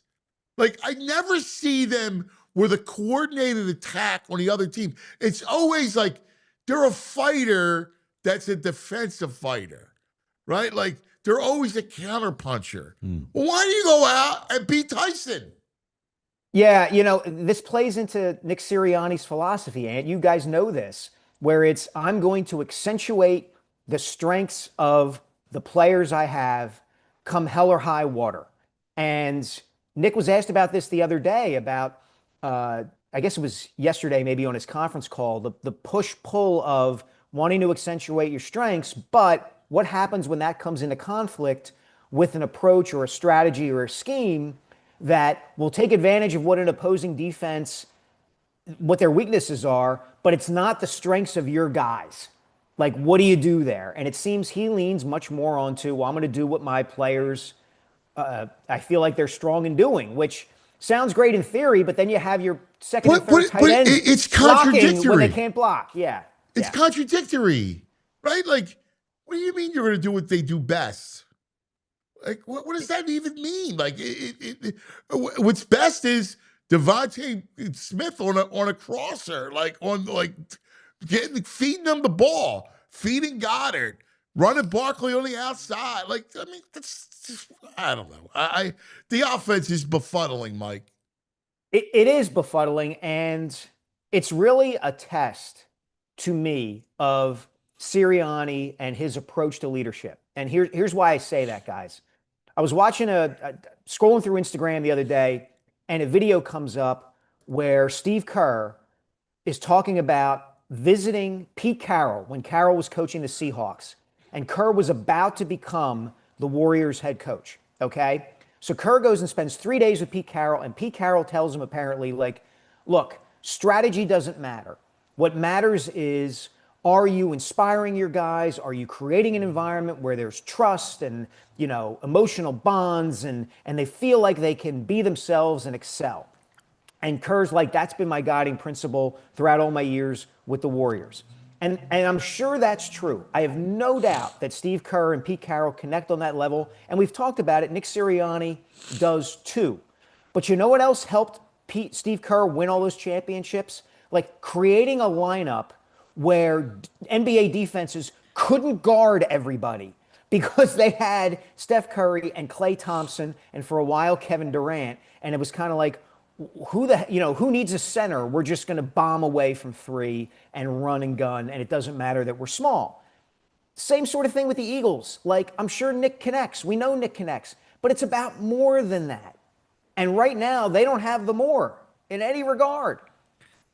Yeah, that whole nonsense. You know what? You know why Pete Carroll had success in Seattle? The Legion of Boom. All right. Russell Wilson, Skittles. Right, like you had a team that you could create a strategic advantage, and this team should have a strategic advantage, and it lacks strategic elements to it. Like, listen, we all know everybody's at fault. O-line, Hurts, receivers, Patullo, the whole thing, right? We get it. Mm-hmm. We talk about strategy. How many times do you see receivers running in the same spot? Right. That's right. You're going to tell me that's the design? Right. There's no deception to it at all. Look at some of the plays that the Bears ran last Friday where, they put Caleb Williams in kind of a run-pass situation, and their receivers are running routes as if they're going to get the ball. And the Eagles defensive backs have to honor that, and to a certain extent, the linebackers have to honor that. And then, no, it's a run. And the Eagles defense is on its heels because it's been fooled. That was why I asked the question of Goddard after the game, because it just never seems like the Eagles ever are catching teams off guard. Never. They never dictate. They never catch teams off guard. You know, I mean, it's so completely frustrating. And Mike, I have to look at Sirianni. Like, we could talk about Petrillo until the sun goes down, right? From now till whatever. Mm-hmm. He's the guy who comes from that side of the ball and he can't fix it.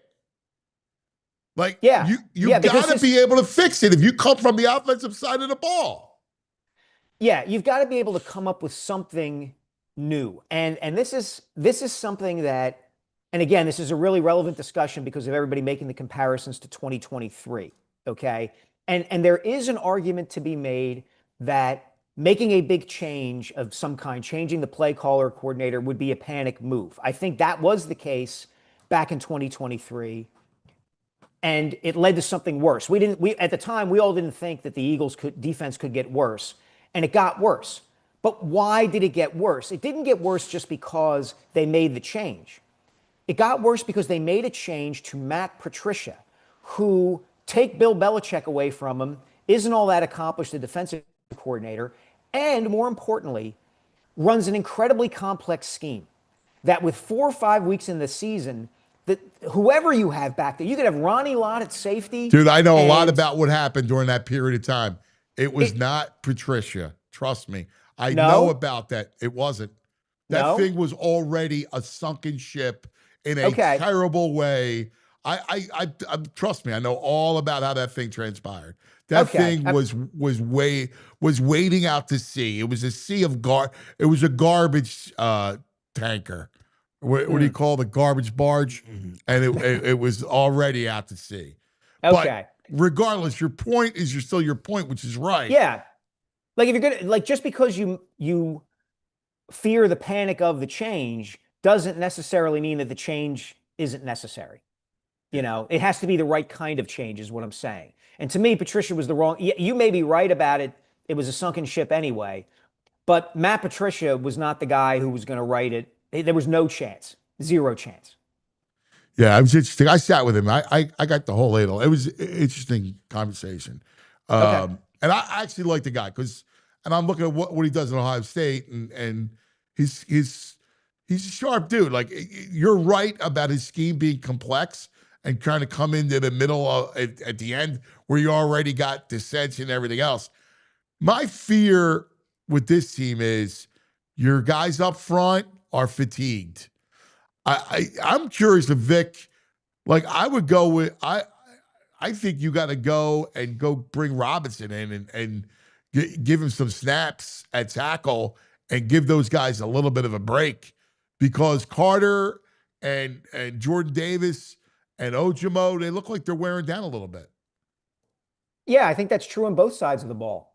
I think the offensive line, obviously with the injuries it's had, we always frame breakdowns and attrition when in the run game around the running back, but that can happen to the offensive line too. And, I think we've seen that this year. I think we're seeing it with the defensive line. I think the concept of throwing fastballs at the defense, the terminology Jim Johnson liked to use back in the day. We want to have many guys who can go in there and stay fresh, et cetera, et cetera. I think your idea is a good one. Let's see what else some of these guys have, because it doesn't look like, as you said, Davis certainly has never played this many snaps. I mean, Carter's not right. Like, he said Carter's not right. Yeah. He said it too. Like, you'll find out I'm injured, you'll find out about the injuries and all the whatever after the season. Look, you got to, and here's why I say that now, because Monday night, you know what they're going to do. The quarterback, if he plays, has a bum hand on his base hand. Yeah. That's Harbaugh runs the ball. I mean, that's what he's going to do. So you gotta be able to hold this team between 14 and 20, and you should win. Yeah, look, it's teed up for them, right? This is kind of the moment where they get to show us. I think Murph wrote about this after the Bears game. This is the moment where they get to show us that there's more to them than just a team that has it one year and then loses it the next year. And this is it. It's teed up for them. Herbert's hurt. He's not going to be there being able to really pick them apart. It would be surprising if he could, playing through a damaged hand. we know what Harbaugh wants to do, as you said. So let's see what the Eagles have at this moment. Do they make any changes? Are they kind of, do they get their backs up about what's happened over the last couple of weeks and the outside noise? They insist that it's not that bad internally, and it may not be relative to some of the things we're hearing outside and the panic that's set in among the fan base, but that doesn't mean that they're going to go out there and just automatically roll the Chargers. Yeah. Show us. It's show us time. It is. You're right. I said it earlier to start the show. Like, it's all about Monday night. Like, you lose Monday night, it's the collapse is here. It's like curtains for you. Yeah, I mean, there's no way around it. What are you, a Looney Tunes villain? Yeah, every now and then you got to go back. Little throwback to Looney Tunes. Hey, I want to throw something at you. It's interesting. The fan base doesn't know how to react to this, right? Forget about the egging and there's people are lunatics and the whole thing, right? I mean, we know that's just reprehensible. We get it, right? The Eagles fans, when we were growing up, it wasn't cool to be an Eagles fan. Like, it wasn't cool to be an Eagles fan. Like, I remember you had your cadre of Cowboys fans, Niners fans, right? You had all these little cadres, and like you were kind of square. Oh, you're a homer. You're like the home. I'm like, yeah, man, I'm a 4 for 4. I love a homer. And it became cool. And it's interesting because now you see Bradley Cooper and all the celebrities. Yeah. It was never like that. No. Back in the day, nobody owned a Kelly Green starter jacket. Let's be honest about it. That's what you're talking about. And you're right. I had one. Well, you were the one, right? No, and I wore it on the Buddy Ryan show when I was a kid, and I asked Buddy a question, and I had my Eagles green starter jacket. There you go. Starter. I'm just saying, it's documented. Starter. Yeah. No, but you're right. Like I think we've talked about this. I've definitely written about this. It is an uncomfortable pose for Philadelphia to be in, to be a favorite, to be a team that is cool to the nation. To have celebrities like Bradley Cooper and Miles Teller to a lesser degree, like backing your team and being, and having the Jason Kelce and Kylie Kelce be these online celebrities and be everywhere. It's uncomfortable for those of us who grew up back in the day, and I think just kind of naturally, even to young fans. And it's a hard thing for people to wrap. It was hard last season, I think, for people to reconcile that team was that good and got to a point where it was going to roll the Commanders and roll the Chiefs. Mike, hang on one second. Jamie, shut up! Jamie, shut up! Sorry. The bro is out loud and obnoxious. Distracting you? Yes, I'm trying to listen to Mike. And all I hear is the bro cackling like a hen. I'm sorry. That's okay. I was wondering what was going on. But yeah, it's a different time. And we don't know how to process. People don't know how to process it because Philadelphia fans are at their most devoted and at their most enthusiastic when they feel like they have nothing to lose if the team loses. Yes. That's just it. There's a feeling of it's a fine line between like pie in the sky optimism and, oh my God, there is a Looney Tunes cartoon safe over my head and is about to fall on me and crush me like Wile E. Coyote. Isn't that nuts? You're so spot on, man. You're so right. And people don't know how to deal with it. And then you get into you go a layer below that now with what we see playing out on social media, where you have people who who think that Jalen Hurts, for instance, is beyond criticism because he's won a Super Bowl and he had taken a lot of criticism before winning the Super Bowl. And so now that he's won the Super Bowl, do you talk about him the same way that you talk about this guy or that guy or the other guy? And then you have a small group of people who are like, Jalen Hurts stinks and they need to do this, that, or the other thing. And then you have people in the middle who are kind of like, I like Jalen, and the but gets you in trouble. Yeah, it's the weirdest. It's weird. It's so weird, like the sacred cow that Jalen has become, which is weird, right? Like, normally if it's the quarterback and the receiver, like when it was Donovan and T.O., it was all T.O. Like the fan base went all T.O. Yeah. Jalen AJ, it was all Jalen. You even saw it last night. I didn't watch the Hard Knocks episode, but I was just, scrolling through my feeds. And that clip, I'm sure you guys saw it, after Jalen missed Devontae on the crossing route, after they got their signals messed up. Jalen comes back to the sideline and is telling guys, that's on me, that's a play I got to make. And that's good. That's really good for, a leader to be that accountable. You know what's better? The quarterback making the throw that he should make. Well, that's the point, right? Because Devontae's going, dude, like, we talked about this. Like, I'm not supposed to sit down. I'm supposed to go. And you go, oh, my God. Like, here's the truth. The truth is he's very, very likable, right? Like, I love the approach that he has. I really do. Like, the approach that he has, the whole Jordan thing, like, I appreciate that, right? Like, I appreciate a lot of, he works hard. Like, he's got so many great attributes to what he does, the intangible piece of it, right? Yeah. But if he's not running the ball and part of the run game, he's not as effective as a quarterback. That's the problem, man. Like, he is late on a lot of his throws. Like, he's late. And look, in college, you could be late, right? When you're running an RPO offense, you could be late when you're running an RPO offense. And the defense is, you got them off kilter.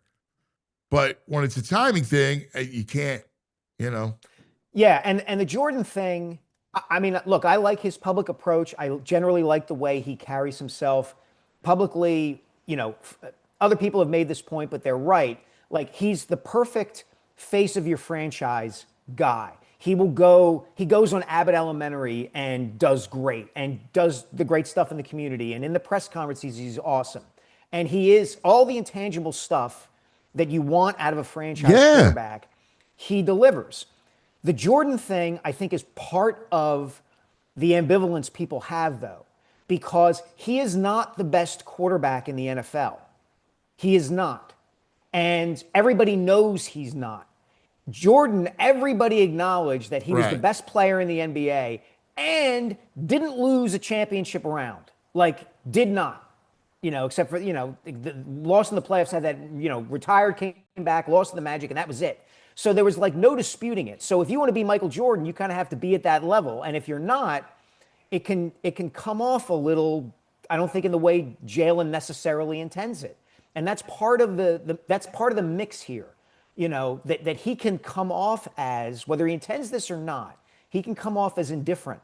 He can come off as kind of mopey because he's not a emotional, fire you up on the sideline kind of a guy. I guess I don't see him as mopey. Like, I saw McNabb as mopey. I don't see Jalen as mopey. I see Jalen.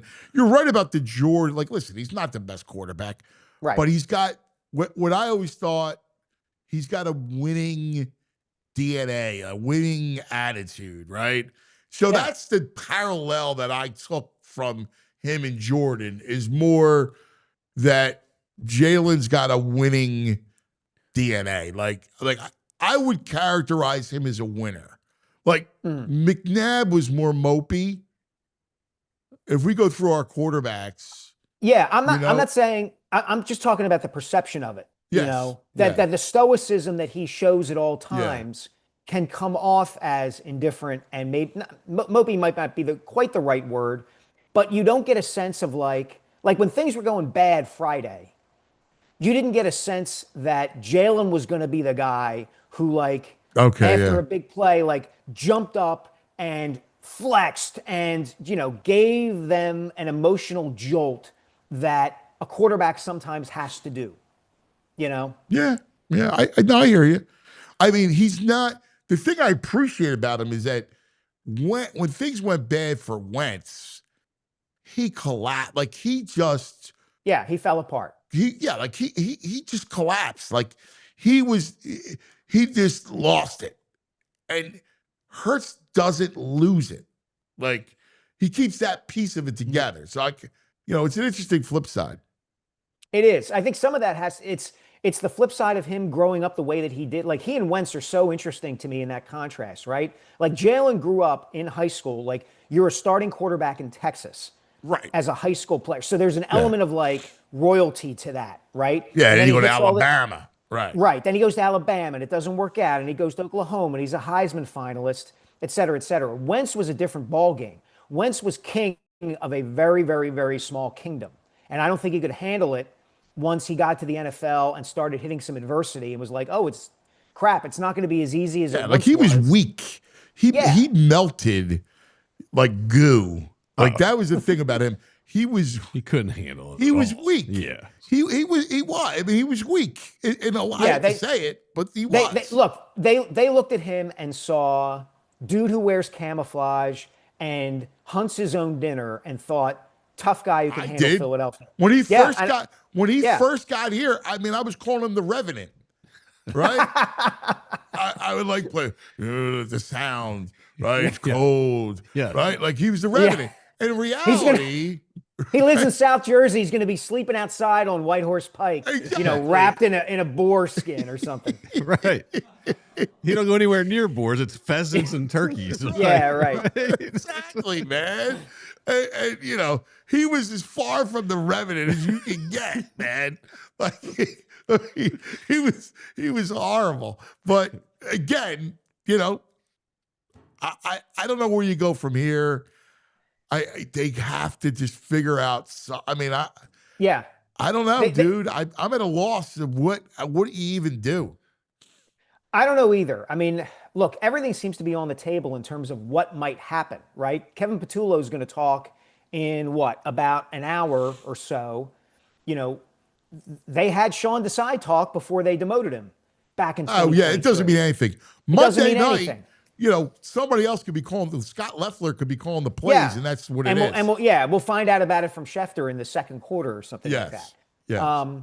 Mike, you got a couple questions locked and loaded. You ready to throw out there? I want to hear what he says. Honestly, I want to hear what he says about the egging situation and just the pressure that he's got to be feeling, right? Like I've interacted with him a little bit. He's a really, really nice guy. He's a really kind of gregarious guy, happy to talk to you. And some of that is because I think he knew when I talked to him earlier this season, that if it went well for him as the Eagles offensive coordinator, it's going to lead to some good things for him in his career.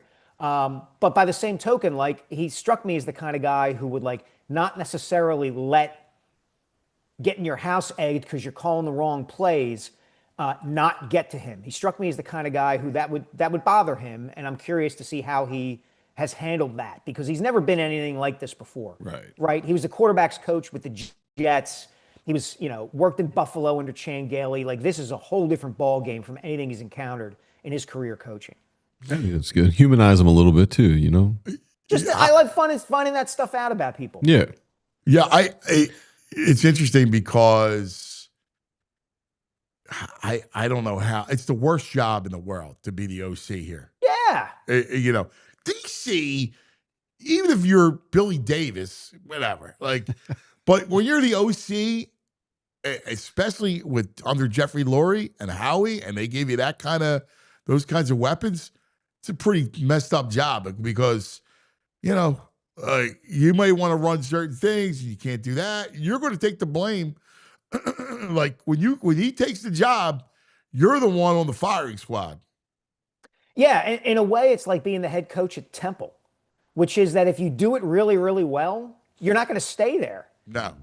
You're just not. And you may not do it very well. Yeah, it's a great comp. Part of the reason you won't do it well is not because you don't have resources. It's not a good comp in that way because Temple obviously doesn't have resources. But your point's right. But, it's a no-win situation, really. If you do well, you're gone. And then where are you? It's a stepping stone. That's what it is. Mikey, great stuff, my brother, as always. We'll be reading you tomorrow, as we always do. Thanks, pal. Thanks, guys. Good to see you. There he is, the great Mike Sielski on the Xfinity mobile call-in line. All right. Let's do this because we have our guest. I'm very excited to talk to our next guest. I love Kurt Warner. He's been great on social media the last few days about the Eagles. I mean, you got a guy that sees it in every which angle. So to get to pick his brain is one of the best ever at that position. Yeah, it's just fantastic. So we'll do our spots right after Kurt. All right. Let's join him on the Xfinity mobile call-in line.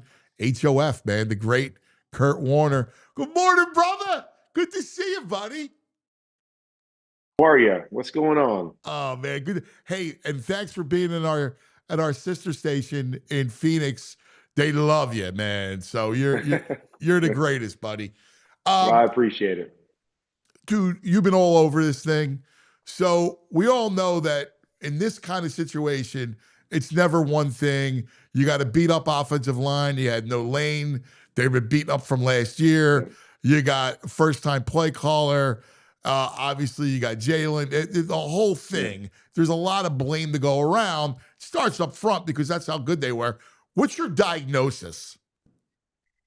I mean, I think the diagnosis is just that, that they're not as good as they were a year ago. And as you mentioned it really starts up front is, that's how they've been built when they've, had their success over the last few years has been built up front, running the football first, and then all the things coming off of that. And this year, they're just, like you said, banged up front, but they're just not playing as well up front. They're not running the football very well. And you come into the season and you have that plan, right? Is that we're going to be the same team we were last year. We've got pretty much the same pieces. This is going to be our MO. We're going to run the football and then we'll pass it as a complementary piece. And then when you go into the season and you're not able to run the football, one of the hardest things is to just, okay, we're not doing that very well. Let's just change up everything that we're doing and everything that we thought coming into the season, and let's just revamp this entire offense. That is a very difficult thing to do, mid-season. And so I think right now they're just trying to figure out, okay, how can we be successful with this football team? What do we hang our hat on? Because offensively, they're just not very good across the board. And again, I even tweeted a couple of weeks ago, I think they're at the point now where you need to focus more on the pass game than the run game, because the run game is just not working. And, you've got pieces on the outside. You've been successful throwing the football in the past, but you've got to commit to something. And that's what I think this team has missed, is that we've seen some games where they're throwing it all over the yard, and then other games where they're beating their head against the wall trying to run the football. And I don't really know, what they want to be or what they think they can be. And you need to find an identity, whatever that may be. You need to find an identity for this football team. I think if you're going to have a chance to really make another run at it. I think you're spot on. Like Baldy and I will look at the tape every week. We'll analyze it, you see it, and it's right in front of you. Last year it was easy to see, right? Like they struggled throwing the football, and it was like, hey, you're a downhill run team. Like lean into it.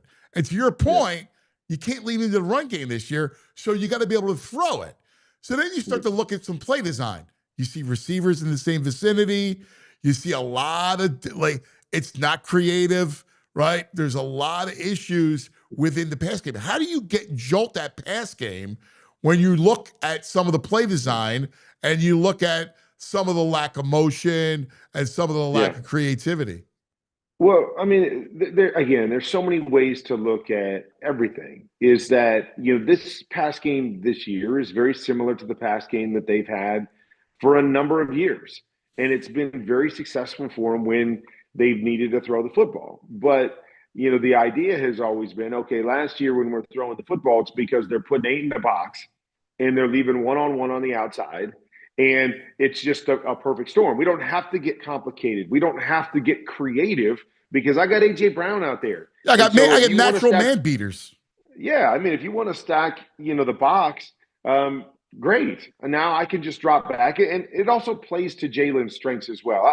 I don't think Jalen is great at, reading the complexity of things and working quickly through his read. That's not his greatest strength. but he's a very good thrower of the football. So when he knows where he wants to throw the football, he can come back and throw it as well as anybody. And so it fits what Jalen is also. Oh, you're going to give me the one-on-one. You're going to give me the simple read on the outside. Boom, I can do that, and I can do that at an extremely high level. And so it's all fit in the past.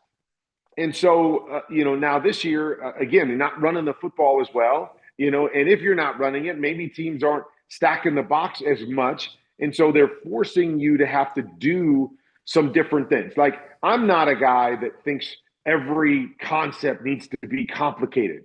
The most simple concepts in football, the ones I ran when I was in high school, were still my favorite routes to run when we were in the pros. And they're good quality concepts, and they work. And so what the Eagles do, to me, it's not a bunch of bad concepts. They're good concepts. They are simple. And, there would be times in that offense I would probably get bored because, it's like, I mean, can we do some Kurt, I different run things? that with my 8th grade team. I run those mirrored concepts. But again, there's nothing wrong with it if you're getting the right look. The mirrored concepts, it's good, solid, simple football based on, good, solid concepts. But again, when you're not having great success running the football and, teams are doing some different things. And let's be honest, when you have guys like A.J. Brown, because you look at a lot of teams across the league and, they're going to take their best player and they're going to move him all over the place and make him the central figure in just about every pass concept.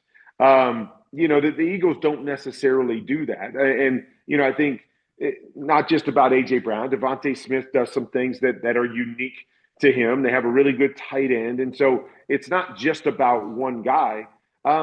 Yeah, but, and that becomes, again, the part of it is that if you've built your whole offense for years and even coming into training camp, this is how we're going to pass the football. This is what are going to be our pass concepts.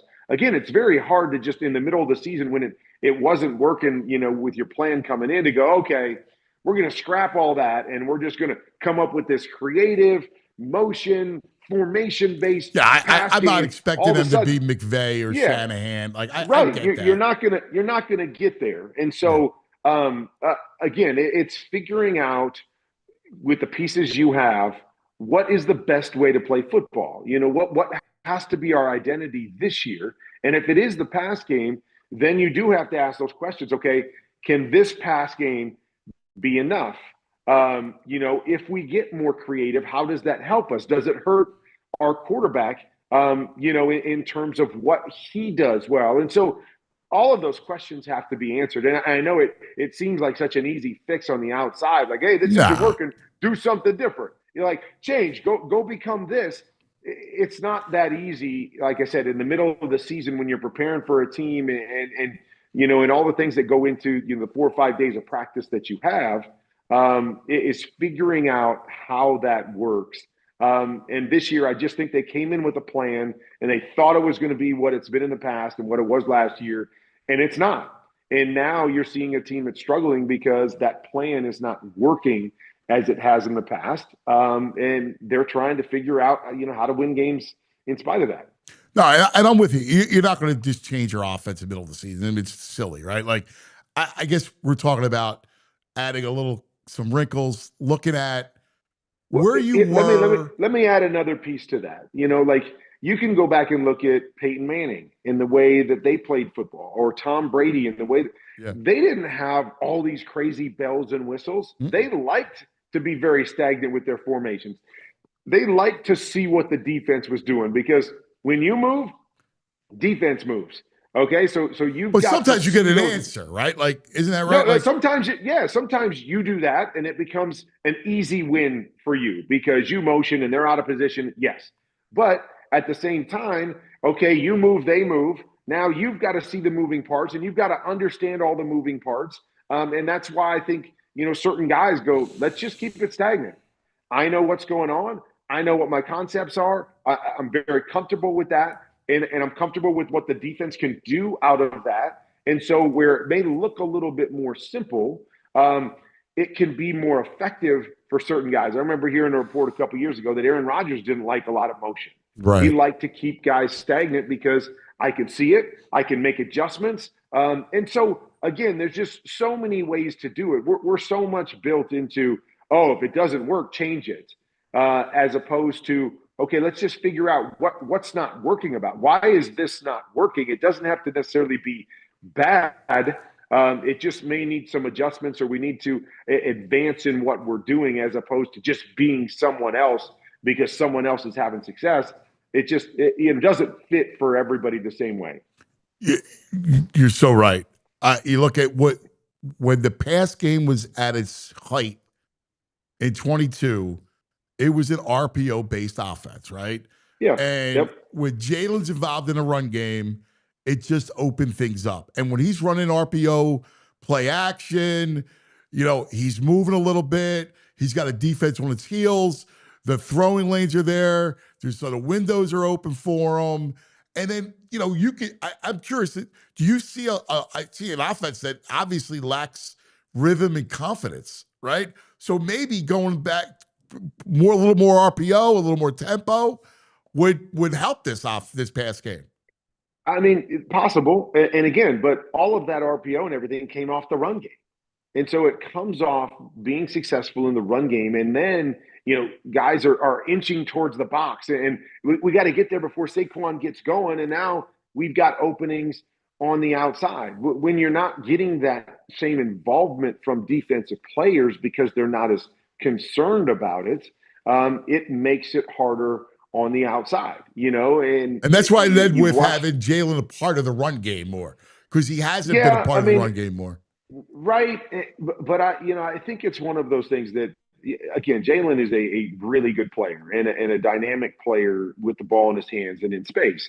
But if you've watched them the last couple of years with the RPO, there's as many of those RPOs where he ends up having to keep it, the throw's not there, and he kind of runs towards the sideline and basically goes down, and it's a loss. And so they're not having the same type of success with their RPO game that they did earlier as well. And so, again, I think it's so easy to just kind of throw things up against the wall and say, well, this used to work. Do that. Well, I know. We're at a loss, right? Like, where the answers come from is I think the bottom line is they're just not as good a team right now. Yeah. And again, it starts with up front and what you thought your identity was going to be, and your identity is not that. And then again, you look at Jalen, and there's a lot of scrutiny with Jalen. Jalen is a really, really good quarterback. He's really good at what he does, just like every other quarterback is really good at what they do. And so that doesn't mean that they're great at everything, right? That doesn't mean you take a great dropback passer and you make him an RPO guy, just because, hey, this might work. For Jalen, I don't know if he's a guy that, hey, we drop back with him 35 or 40 times a game and we come up with this complicated pass system, and we think that's going to be the best way to be successful. So you have to still fit into what your players are really good at on top of that. And so that becomes the questions. Okay, if what we thought we were going to be really good at is we're not good at that, how do we build this offense with our players and with their strengths? What do we do that can just change this up and allow us to be just as successful, but doing it a completely different way? I don't think that's as common, as we want to make it sound. Like, hey, just figure out, what this team can do to be successful, and you can do that. Like, I mean, I was never going to become a running quarterback. Like, you can't just say, well, we need Kurt to run more. Well, that's not going to help us. Like, that's not going to be the best thing. And so, I think the bottom line is they're just not playing as well this year. It doesn't mean that, their new offense coordinator can't call plays. It doesn't mean, whatever. It doesn't mean a lot of different things other than this was what we thought we could be good at. This is, how we felt we were built. And we're not. We're not as good at that this year as we have been in the past. And now we're going to have to try to muddle through it more than redesign it down the stretch. And it may be something that comes to the offseason and we go, okay, we got to retool this thing. We got to make it look different. And we go into the offseason going, okay, no longer can we be a dominating run team. with a pass game as a complement. We need to figure out how to be more balanced. We need to figure out how to be more in the pass mode. And we got to get Jalen and our pieces, we got to design it around them from that perspective, which I don't think they came into the season doing, because they felt like they were going to pick up where they left off last year. No, look, everything you say is right. You just look at it and you go, you're 8-4. You're still in first place, right? You're still in the hunt for a 1 seed.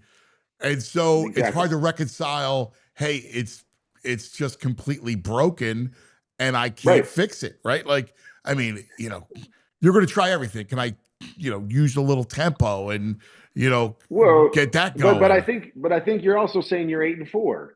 And, if we can just get healthy and a little bit better in the run game, to go along with what we like, it's not so far off. It doesn't look like last year, right? I mean, they were so dominant last year. Sure. And it doesn't look like that. And so it looks like, more of a struggle right now. But like you said, they're 8-4. And so, do you throw everything out because you're 8-4 and, you've lost some close games and some tight games? Like, it's just not that far away. But you've got to figure out, okay, we've got to get better running the football. We just have to get better running the football. And then we can be more efficient in the pass game on top of that. And then we can get back to winning. I just think right now they're not very good in the run game. And that to me is what's causing this whole thing and all of these questions and everybody wanting to change everything they do, is because they're not running the football and they're not, getting any big plays, which is another thing that, I don't think we talk about enough. But when you don't get big plays and you're asked to drive the football the length of the field, 10 and 12 plays every drive, that's hard football. No matter how good you are, no matter what you're great at, that is a hard way to play football. And last year they got so many big plays in the run game that it just alleviates so much pressure, because one negative play, one holding call, one missed throw by a quarterback, one negative run. And it's tough to overcome those things consistently when you're not getting the easy big plays. And I think that's another thing that you're seeing with this team, is they're not getting those big plays they did a year ago. And so football is just infinitely harder when you don't get big plays.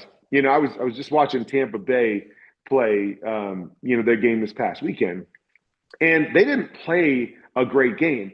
But, man, they get a lot of chunk plays. Like, they complete a lot of 20, 25-yard plays, and those are different. Like, and then Bucky Irving's back, and he's giving you 11 on a play. Yeah. But you're going to score, at least a field goal almost every drive where you get a 25-yard completion, or a 25-yard run. And so when that happens, it just changes everything in your favor offensively. When you're not getting those plays, it just makes offense harder, and that's what it looks like for the Eagles right now, is that it's hard. Where it looked so easy last year, this year it looks hard for them because they're not generating some of those things, and specifically, like I said, in the run game. Listen, that's the basis of Fangio's defense, which is, I'm not going to give you over pressure. I'm not going to give you man zero all the time, and you're going to have to matriculate, and sooner or later, you're going to be behind the sticks. Something's going to happen. Right. Yeah, exactly.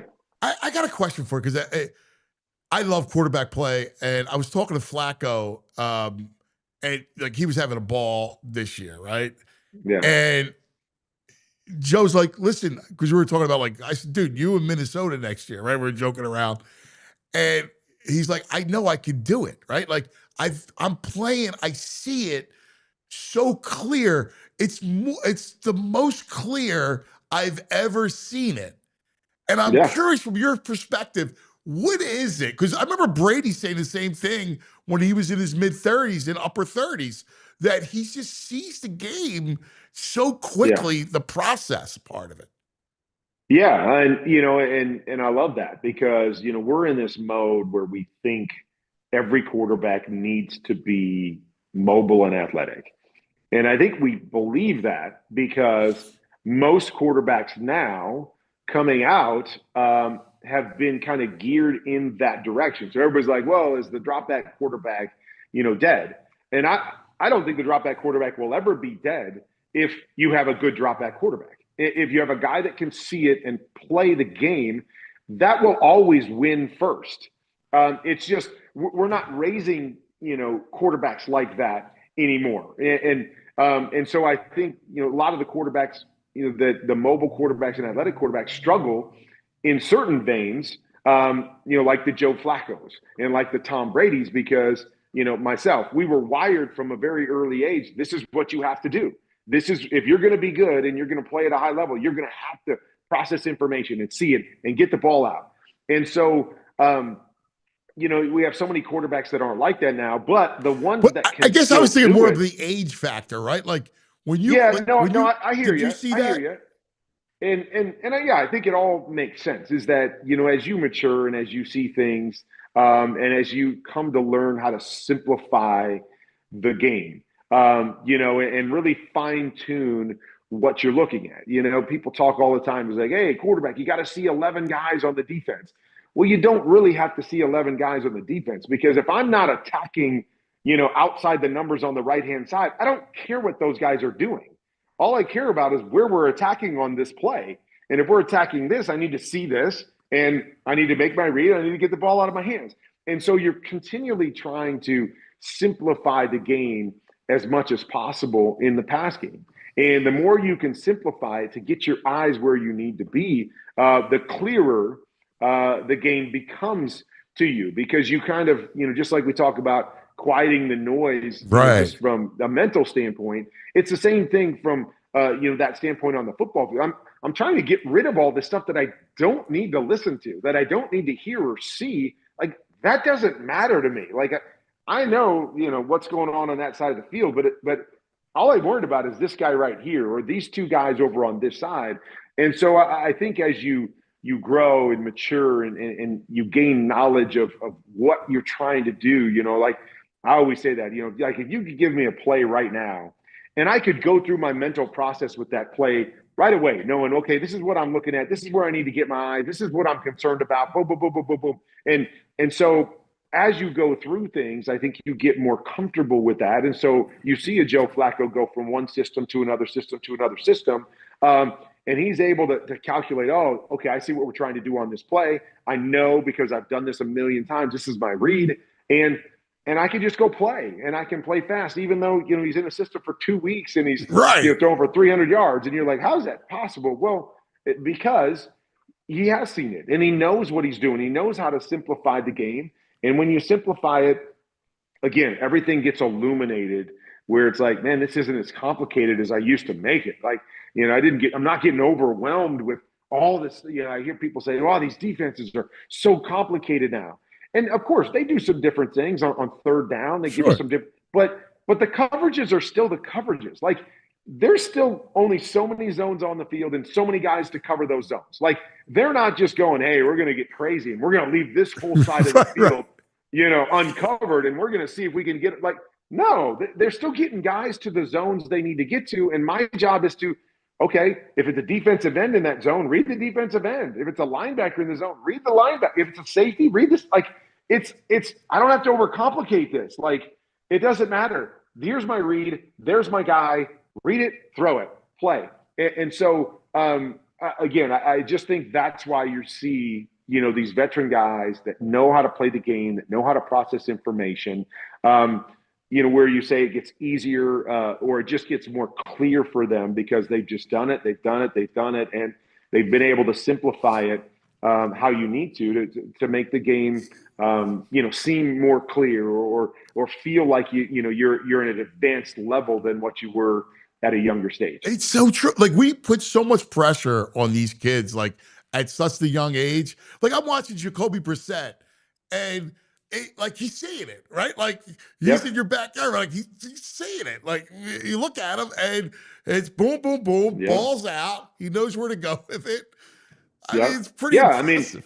I mean, you're making positive plays. You know what you're seeing. You're not having to, because some of these, athletic quarterbacks, they have to live more in that world. Like, when they're not seeing it, they've got to create more, right? They've got to make more plays with their and with that comes positives and negatives, right? It's really cool to see a guy take off and run for 20 yards, and you're like, oh my gosh, that's awesome. Look what he brings to the offense.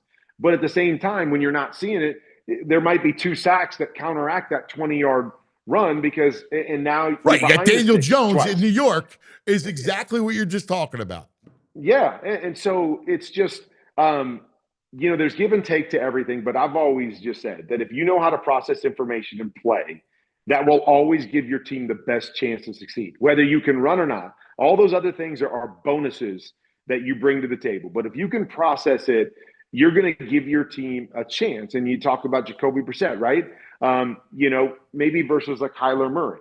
Kyler Murray is more the athletic guy, and he's going to give you more of the wow plays, and he's a great thrower of the football. But when he's got to process and work through his progressions, he's not as smooth and quick at that as a Jacoby Brissett. So Jacoby, the offense is going to move more and look better, from a consistency standpoint because of that. And so he's given his team a chance to win. Kyler Murray gave his team a chance to win. It was just different, but it ultimately comes down to not just looking at the positive plays, but also the negative plays that can come with the different styles of football. If you hold the football too long because you can only process and you're taking a bunch of sacks, that could be more of a negative. But if you're getting the ball out and getting more positive plays where an athletic guy's holding it and running around thinking, I'm going to get the 40-yard play, and it becomes a 15-yard sack, that becomes more of a negative. And so much of it is that balance of what are you bringing to the table for your team and what are you doing on a consistent basis? And then can you make the plays, in the big moments that you need to make to win football games? What, this is so fascinating. What role does I'm watching Ben Johnson and what he's doing with Caleb, and it's really good. Like you could just see him really bringing him along, and he's making right decisions. Like the importance of having a guy like that can actually be a quarterback whisperer. Like you're seeing it in Chicago. Yeah. I mean, I think it comes so much down to, the offensive coordinator and the offensive play design connecting to the mind of the quarterback, like seeing the game the same way. That to me, the other factor, of course, is Ben does a great job. And if you have any coordinator that can create easy opportunities for your quarterback where they don't really have to think let's do this and that guy's going to be open.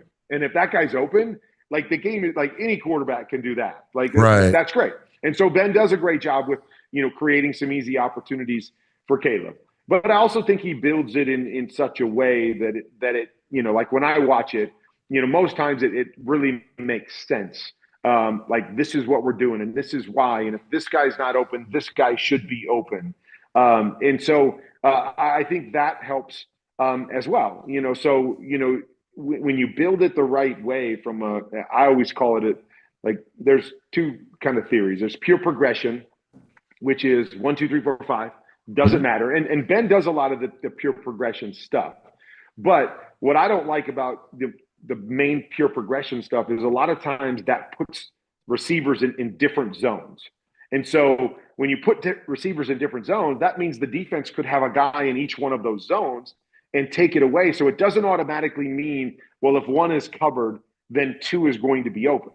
And so that's what I call more of a defender conflict, or what I call a full field read, is I want to build an offense where, hey, this guy's number 1, but I'm putting another guy in the same, zone, so to speak. So if that defender covers 1, I throw to 2. If he covers 2, I throw to 1. Right. And, so I'm building it so somebody's going to be open with what we're doing. And so I think Ben does a great job of kind of tying the 2 together, where he's trying to simplify the reads for his quarterbacks, where it is kind of 1, 2, 3, 4, 5. But he's doing it with defender read type concepts. So, if 1's not open, 2 should be open. And I know that that's the theory of pure progression, but I don't believe pure progression really works like that in most situations. We're trying to just bring things into the vision of the quarterback so it's natural for him to go right to left. Whereas I just want to go, forget that. Show me where the guy, there's a conflict player or where I need to find a conflict player. Let me get my eyes there and make the decision because I know somebody's going to be open. And that's how I believe you play the game faster. And so I think Ben's trying to tie those two things together for Caleb while creating some easy opportunities for him. And I think that's what he does so well. But I mean, the beauty of it is that, he's doing it now with Caleb Williams. He did it last year with Jared Goff. Jared Goff is an immobile guy that plays from inside the pocket. But when you see the game and understand the game the same way your coordinator is calling plays or designing plays, that just elevates everything. And so that's what you're trying to do is you're trying to see the game and develop a game the same way your quarterback envisions playing as well. And I think that's why it's been a process, that they've been successful in Chicago. Their pass game hasn't been great. And so I think they're working through, Ben, this is how I see the game. Caleb, how do you see the game? I guess I'm working from the beginning of the year together. Through you see an arc like this. But to bring it back full circle, it goes back to your point. The run game, right? Like, why does Detroit's offense work? It's because of Gibbs and Montgomery and play action. I do this. Yeah. That's the funny thing is I think we all thought Ben Johnson of this mastermind in the pass game and creative pass game. And again, that's all there. But yeah, I think we thought that when he went to Chicago, okay, Caleb Williams and Ben Johnson, and this is going to be the first 4,000-yard passers the Bears are ever going to, we think pass. And to your point, you're exactly right. Go back the last few years in Detroit, where did it always start? It always started with the run game and committing to the run game. And then the play action off of the run game and the creativity off of the run. And so I just think we lost sight of that because we saw number 1 overall pick quarterback. We saw Ben Johnson, successful offense coordinator, and we just thought pass. And then you guys saw last Friday, it wasn't about the pass. It was about dominating and creativity in the run game first. And that's where they're winning a lot of football games while their pass game is trying to grow and get up to that same standard. Would you ever do it? Like, you got such a great mind, man. Would you? Well, you would be an amazing offensive mind. OC. Yeah, what I want to do is I want to be a consultant for somebody. Whether that's an off-season consultant where it's like, I'll come in and let's go through your offense. Let's dive in and take a deep dive into your offense. What are you doing? Why are you doing it? How can I help you? The details of the offense and maybe some counters to what you're doing, or maybe doing things a little bit differently to take you into the mind of a quarterback and what helps. That's what I love. I love the X's and O's, and I love, building plays and designing plays and attacking defenses and all that. I will probably never do the full-time coaching thing. I've always said I'm too blessed to coach from that perspective, is that I love my freedom. I love what I do now. I love being able to chase my kids and be with my wife and travel and do all that stuff. So I'll probably never do the full-time coach, but I love the consulting. So I love sitting down and I do that with a number of, college coaches, where we'll go through the offense and I'll talk them through, like, here's what I would do different. And here's why, and I would challenge everything that they do. So these guys are kind of uncovering things maybe they haven't thought about before. So that would be, to me, the perfect role for me, where it's not 60 hours a week, but it's a way to help coaches, help coaches learn the game and learn from a quarterback perspective and the details, because that's one thing that drives me crazy watching film every week is details. Is always asking, why would you do it that way? Like, why would you run it that way? Why would you, and it's little things like release patterns, spacing, depth of certain things and how that depth changes everything for a quarterback. And, and so it's those things to me that I love so much about the game and that I think are lacking in a lot of, I'm sure you saw my breakdown, yes. Just of the one play this past week. And so, it's stuff like that where I understand exactly what Philly was doing, but they left too much up to chance for me. Like, I want to be definitive, and I want to have details ironed out where I know if this happens, this is what we're doing. And it may cost us a 40-yard play if we happen to hit it right, but it won't be an incomplete pass. It will be a positive play. It will be a one-on-one. It will be something good happening because we've got these details ironed out and we're ready to go and we're getting positives. Because just like we talked about, right? I don't want negatives. Like if we can matriculate the football down the field by always making it a positive because I'm on the same page as everybody else, I feel like we're going to always have a chance to be more successful than we might hit one 40-yard play, but then we're going to miss two more. And, and weighing those odds. And so it's just the little things like that I don't think there's a lot of young coaches that, are in the league now. You're looking for the next new young guy that I think, either take a lot of plays from what they see somebody else do, or they've been, grown up in one system where it's like, hey, we do it this way because we do it this way. And I had plenty of coaches that I would ask them, why are we doing it like that? And they, because that's how we do it. And I'm like, but why? Like, how does that help me? What if we did it like this as opposed to that? Have you ever thought about that?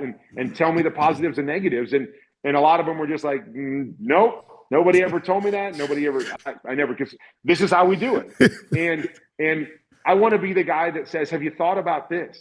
Have you considered that? Because playing quarterback, like at the end of the day, pass games should always be about the quarterback. And what I mean by that is it should be done in such a way that how we're doing it makes it easier for the quarterback. Like it creates defensive movement, right? Like how does a quarterback read anything? Well, they read anything based off of what a player does. So I need you to get that player to do something for me, right? Get him to go deep so I know to throw it underneath. Get him to go inside so I know to throw it outside. And so all the little details that go into moving defenders and helping a quarterback make a quicker read so they can be right more often, those are the things that I love about the game and that I was taught about the game and just ingrained in me in everything that, like, if I draw a play up on, I got all kinds of plays over, here on my desk. When I draw up a play, I'm thinking about everything. How do I want this guy to release? And why do I want him to release there? And what coverage is this going to work against? And what is that player's responsibility on defense? So I need to do this. Like, okay, who's my hot guy? Like, where am I going to answer the pressure on this particular, like, all of that stuff goes into my mind as opposed to just looking at a play on film and going, oh man, that worked for them. Let's throw that play in without knowing everything that goes into it or considering everything that goes into it that truly helps or hurts the quarterback in making a decision or having answers. Like that's another thing for me. Like I don't understand plays that don't have answers for the quarterback. When you tell the quarterback, well, you got to start over here to the right, and if that's not open, I want you to come all the way back to the left and read this. And it's like, okay, it sounds really great to you, and I understand. But as soon as I've taken my eyes off, I have no idea what's going on over there anymore. Right. So you're telling me to read the right side, and then I got to come back quickly and try to figure out where are all these bodies on the left-hand side to make the right decision. It's hard football for a quarterback, and you're making it difficult for them as opposed to saying, hey, once you choose the right-hand side, we're going to stay on the right-hand side. You're either going to go 1 and 2, and if you don't like it, we're going to give you a check down. You go right to that check down. I'm not going to ask you to come back and try to see 4 more guys over here, in a half a second and make the right decision and hope that you're there in the right time. Like, and then Micah Parsons is on the other side of you while you're trying to do that. I mean, exactly. And again, it sounds great. Oh, it's easy. Just start here 1 and then go to 2 and then go to look. It's not that easy, and I think it hurts quarterbacks more than it helps them. But that's the stuff that I love, and that's the position or role I would love to have with some teams. And again, it doesn't even have to be with a team. Like I just love a coach, to say, hey, I want to come out and spend 2 days with you, and let's go through your offense. And I mean, like that to me is stuff that I love. I don't get enough. My wife tells me to use all of my words when I'm out of the house. Like, she does not want to hear about football. She does not want to talk football. She doesn't care about any of that stuff. And so I don't have enough people around me that truly want to dive in and talk high level football. I mean, she always on me like, man, why do you respond so much on Twitter? Like, that's my football talk during the week. Like, right. I mean, I don't have a talk show like you do every day to just talk about everything football related that I want to talk about. And so I got to find my outlets to talk about football. And so, anytime I get a quarterback that wants to, talk and watch film and, and go through their offense or a coach to do that, that's like my love language. And so, I always look for those opportunities to be able to do those things. And that would, again, that would be like a perfect role for me to still have the freedom of retirement and to do the things I love to do. But all right, well, I'm outlet where I can help people. I gotta get involved here because after the season, I'm going to text him now, but Howie is. I'm going to talk to Howie because you got to be here. All right, spending some time in NovaCare. All right, I know how much Howie respects you and loves you too. So, well, I appreciate that, but again, I'm down to help, and I just want to. I want to help the next generation of quarterbacks, of coaches. The game. So I'm always down to do that, and look forward to more opportunities to do it. You're the greatest, dude. You teach it. You're a great teacher. You explain it. It's just awesome, brother. You're the best. That's why you're HOF, man. We love you. I don't know about all that, but I appreciate it. Thank you. Thanks, brother. Appreciate it. Best to your son too, man. We miss him. Oh, thank you. I'm excited to see. He's had a great college career, and he's hoping for a shot to just see if maybe he can follow in Dad's footsteps to some degree. And so, we're waiting to see. I'm excited. He's a good little player. He just, again, we talk about processing and seeing it. And, it's one of the joys of my life is that, I got to coach him and then to watch him, do that stuff. It is so much fun to watch. And so I take great pride in watching him, do what he does. And so it's been a fun 4 years. And we'll see where it goes from here. Goes by fast, huh? I got a 7th grader. It does. He's a little QB 7th grader. Oh, okay. All right. I hope you're teaching him right from the get-go. Yeah, man. You love it, man. It's just the best. Yeah, man. You do. I have people that are always asking me, we were talking about the quarterbacks and, the ability to process information. And, is part of it like innate? Is it some guys have it and some guys don't? And I'm sure that there is some of that going on. But, I took my son from a very young age, and especially in flag football where we played 7-on-7, so I could actually teach him how to read things, and I could build plays and show him, that part of it. And so I did that from a very young age. And now, again, I would put his processing up against any college quarterback. That's awesome. That's out there. And so I use that to say, yes, he's uniquely gifted, mentally, I think. But how much of it was because he was kind of nurtured that way? Yeah. And I think more and more young quarterbacks, like I said, they're the athletes. So it's throw them out there, let them read one thing and then run around and create, as opposed to teaching them how to see the game and how to simplify the game and how to read the game. And so, he's kind of just, he's my exhibit to say, if you teach them, and I'm saying this because of your son, teach them from a very young age. I don't care if they're athletic and can run around and create. That's great. But teach them from a young age to do it the right way, or do it a way that can always carry them. And I think, you're going to have a chance to be successful moving forward, no matter what your physical or athletic level, becomes. And so that's my encouragement to you. Love that. To make sure you are, or find somebody that can teach them early on the mental side of the game to go along with the physical, so they have the best chance to succeed at whatever level they're playing at. You're the greatest, brother. Root for you guys, right, man. Thanks, pal. I appreciate it. Thank you. Always Take care. great. Talk to you soon. Okay. The great Bye-bye. Kurt Warner, man. Dude, he was awesome.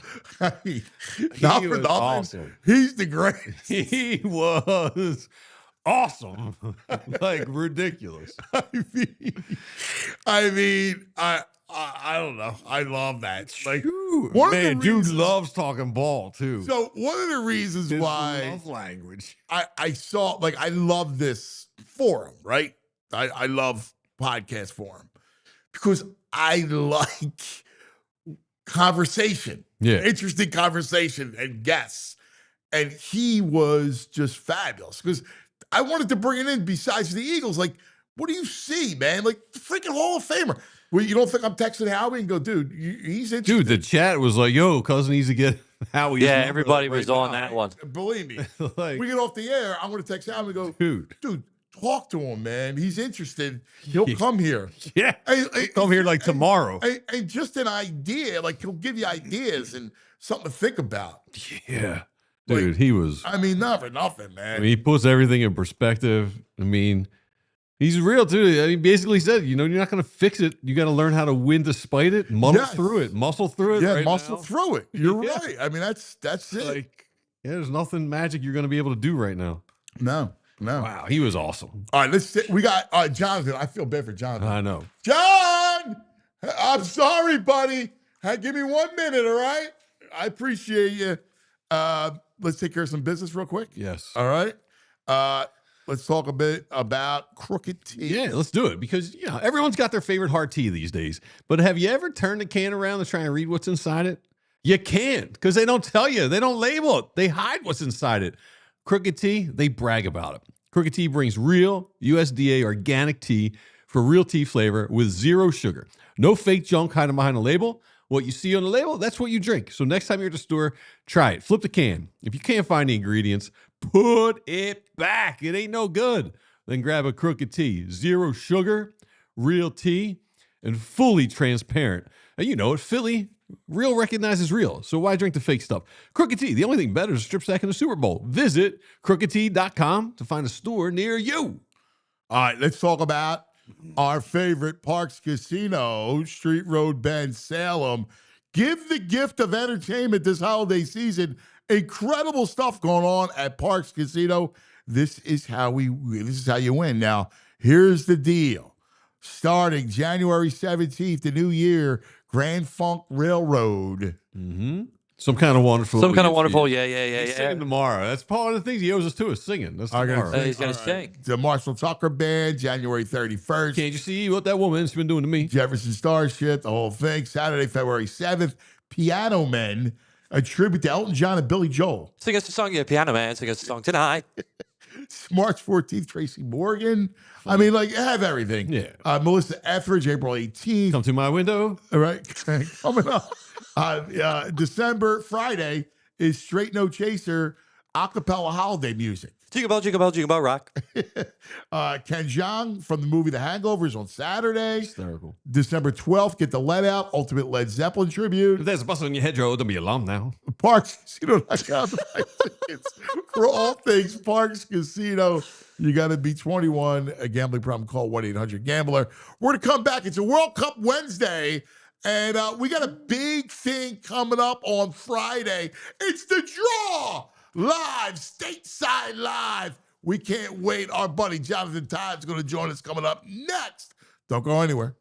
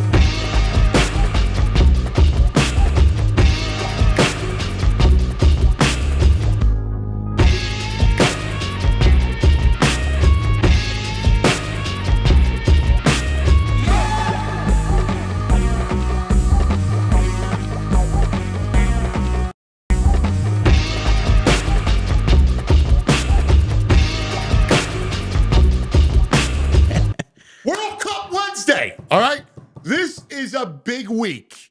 Now, we've been waiting for this week for a long time. We've been at this since last, I think, April. We started doing our World Cup Wednesdays, and it's been so much fun. So we welcome back a dear friend as we get ready for Friday, and it's the draw. We finally find out who's coming to Philadelphia. Our friend Jonathan Todd from Philly FIFA joins us. Yo, brother. What's up? Great. What's up? Oh, man, look good, man. That's sharp. Appreciate that, man. Back like I never left. What's the deal? I'm so excited for Friday. We got a huge party going on, stateside live. Sir. It's going to be awesome. One for the books. And so I just want to put this out there. Let's rip the Band-Aid off. We have 763 RSVPs to this event. Woo! People are going to show up and show out to have a great time. But I want to sweeten the pot a little bit, right? Oh, yeah? So, I mean, first and foremost, you fellas will be joining us. Live broadcast starting at 9 a.m. It's going to be an amazing start to a really special day. But we're going to have some giveaways. And so among the special ones that'll be available to all attendees, we're going to have an American Airlines package, round trip tickets for 2, anywhere in the United States. What? Anywhere? I mean, Yo. all right. Not bad, right? Oh, my God. We have Flyers ticket package. Oh, Hey, Flyers are off to a great start. Oh, my Yeah. God. Are you kidding Who me? wants to be an Xfinity? Without a doubt, You man. want to be an Xfinity for that? Are you All right. kidding me? Fly Guys are playing terrific. 2 tickets to a World Cup match. Oh. What? 2. Those things are gold. You want to talk about the Willy Wonka gold tickets, gold bars? You want a golden ticket? I'm just saying. Oh, I'm my not saying, I'm God. just Are you saying. serious? Uh-huh. So somebody who shows up on Friday will go away with World Cup tickets? That is correct. Oh, man. You Yo, guys better get it together. Hey. Get in the you guys building. got RSVP. How do they do that? So you can go to any of our social media handles as well as our website to check out. Also, I know we'll be communicating everything through QR code to check things out. But yeah, I'll be sure to get all of our socials and our website info to you guys so you can blast it. We got to blast it out. Yeah, I mean, that's no a question. monster. Yes. American Airlines, a Flyers ticket package, and World Cup ticket package. Oh, my God. Yes. FWC26 Philly is all of our social media handles. And then Philly FWC26 is our website, which has all our info as well. So yeah, man. Oh, my God. This is going to be a amazing. day. Can we get to 1,000 RSVPs? Yeah, I'm saying, what? like, we're at 750. What's another 250? Yeah, we got to right? get to 1,000. We got to get to 1,000. Are you kidding me? Easy This is peasy. going to be amazing. Dude, and so this is a really seminal moment for Philadelphia, for all host cities, because it's when we find out what teams are going to be grouped in different spaces for the World Cup. And so I'll give you kind of like an overarching kind of summary of what this entails. So on Friday, there are 48 teams, again, which is unprecedented, from 32 to 48. Right. It's the first year where it's the first time ever the World Cup has expanded to this many teams, 48 teams. 3 host nations, which is another first. So the US, Canada, Mexico. There will be 4 pots of 12 teams. And from there, those 4 pots will be breaking down into groups of 4 from A through L in alphabetical order. And so you'll have the original, you have the first group pots, 4 pots of 12. And then from there, it will be broken down into 12 groups of 4. And different groups will be designated to different host cities. And so once those announcements are made, you'll have a really good sense of who's going to be headed to Philadelphia, Atlanta, Kansas City, etc. So you think we'll see a total of 8 teams? Is that how it'll work? 6 teams? Like There could be up to 8? there could be more than 8. There, depending on who we get. So we'll have 5. Let me take a quick step back. Philly's hosting 6 matches, 5 group stage matches, and then of course the piece July 4th. Yeah, July 4th, 250th anniversary. Doesn't get more fever pitch than that, right? And so in the group stages, we could see 8 to 10 teams. With the knockout round of 16, we could see another 2 teams. So up to 12 teams potentially. Wow. Yeah. And so, okay, 4 teams will be based here. Is that how it'll work? There will be more than 4 teams, more than likely based here. Wow. Yeah, over the course of a month. a little bit less than a month. Wow. Yeah. So we'll be base camp for that's For multiple teams, amazing. in the greater Philadelphia region. So, of course, Subaru Park, I envision being a home base for one of the teams. Some of the other great sports spaces that we have throughout the city and region will also open their doors willingly. And I'm sure universities, like wherever, no question, and they'll want to be a little sequestered, right? Absolutely. Like it's almost like in during the Super Bowl when the two teams come to the host city. They get their kind of base camp going. Correct. We'll have the same thing throughout our region. Absolutely. But yeah, so I mean, oh my God, that's awesome, man. Like, I'm so excited. Like, I'm so interested in how the whole world, like some of these countries are going to come in, that we're going to get to know all their culture, their customs. It's going to be so much fun. It really is. And we got a good look into it last summer with the Club World Yeah. Cup. So we had 10 teams from 8 countries, from 7 countries for 8 matches, which was incredible. Philly really showed off in a major way last summer. And it was Who stood out to you? Because there's one group. So I can't pick one, but I can pick 2. And there's an easy one to pick, and that's Real Madrid. Right. I mean, they are a global brand. Yeah. But just to give some context, it was a Thursday night. The match started at 9 p.m., and I'm talking torrential downpour. Yeah, Andrew, were you there? I was at that game. Yeah, I was at that game. Dude, you would have thought it was like 75 degrees and sunny out there. Yeah. The It was fans so were fun. in their seats, didn't move, standing up the whole time, chanting, screaming, cheering, all that stuff. And so, of course, Real Madrid. I think that my very close second 1A, 1B is Palmeiras. Yes. Well, that's good. They were unbelievable, man. Those people are a blast. Dude, such passionate fans, and they're organized too. I was telling somebody the other day, like there were definitely the fair share of organic gatherings. We saw them take over the Rocky Steps, Reading Terminal Market, but they're also like submitting permitting requests to the city. Like they're not messing around. These dudes aren't amateurs, and men and women aren't amateurs. Yeah, they are an organized group. They probably have like a secretary, HR. Like they got the. But no, these are organized. They're certainly passionate and enthusiastic, but they're organized too. And so I wouldn't even call it an appetizer. I call it like a tapa. You know what I mean? My God, yeah. Because what we're gonna see is these passionate and enthusiastic and energetic fan bases come to Philadelphia and really set up shop here. You know, using the Super Bowl as an example, we saw the Birds beat down on Kansas City last year, right? And they went to New Orleans and spent maybe 2 to 3 days. We're talking 2 to 3 weeks. Yeah. That fans are going to be in the city. Oh my God, I know. I mean, And whether they're fans of the specific team that'll be here, or they just know Philadelphia is so well placed geographically that they can set up. Yeah, because you got New York, New Jersey, which is North Jersey. Yep. And then you got Boston. Correct. So, and you could take an hour flight to Atlanta. You could take an hour and change flight to Kansas City, be back the same night, be back early the next day. So we're really well placed for people to spend a lot of time and money. Hopefully, we're looking for a significant economic impact for the city of Philadelphia and surrounding region, but really to just embrace all the amazing cultures that they're going to bring. And what better place in Philadelphia, we are a melting pot and vibrant, ecosystem of diversity in itself. So it really just makes all the sense in the world. Oh my God, man, this is going to be a blast. This is going to be so.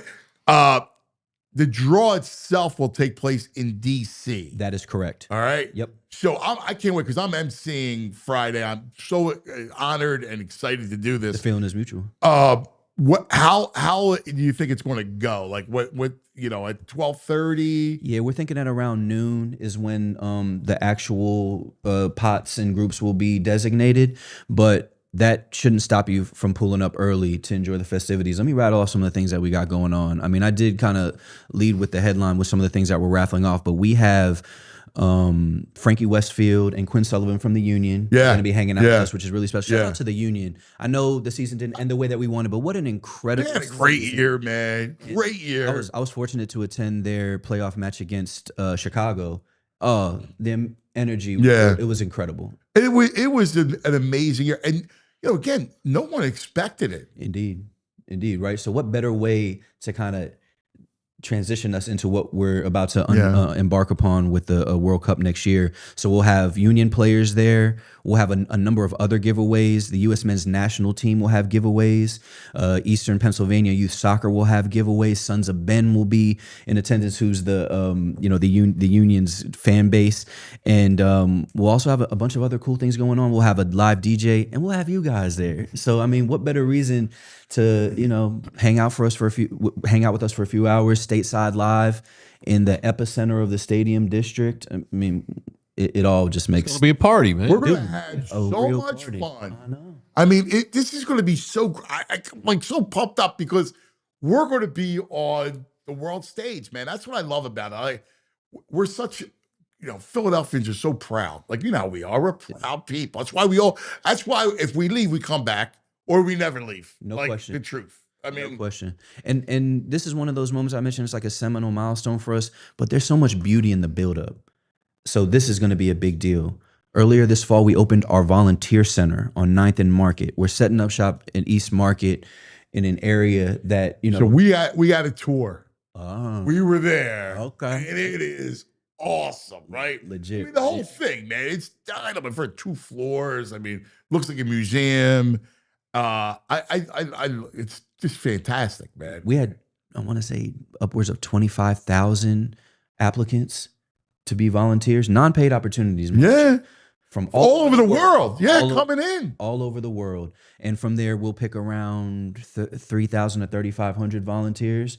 In the time leading up to and during the tournament, we've already had thousands of volunteers come through the doors to go through their interviews. I think we hit the 5,000 mark not too long ago. That's amazing. Yeah, so I mean, it's up and running and a well-tuned machine.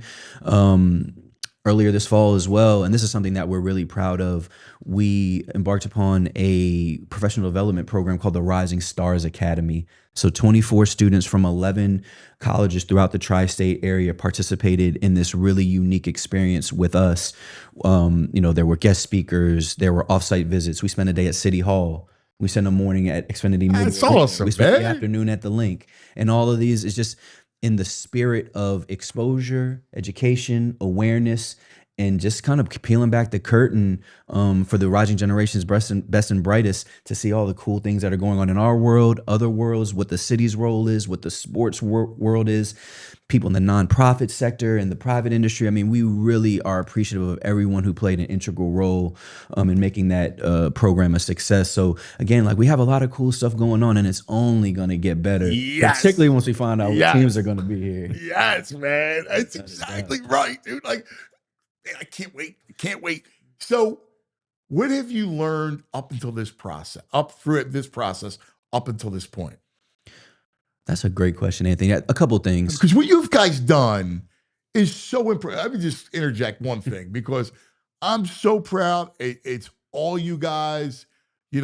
Meg Kame is one of the greatest people ever, an amazing leader. But it's all you guys. What you guys have done is really, really impressive in such a short period of time. Well, we appreciate that, Anthony. And, we're a small but mighty team, but we all love what we do. We are 10 toes down in everything that encompasses this amazing journey. And I would say one of the biggest things that I've learned is just how much people love soccer in the Philadelphia region. I had an idea, of course, right?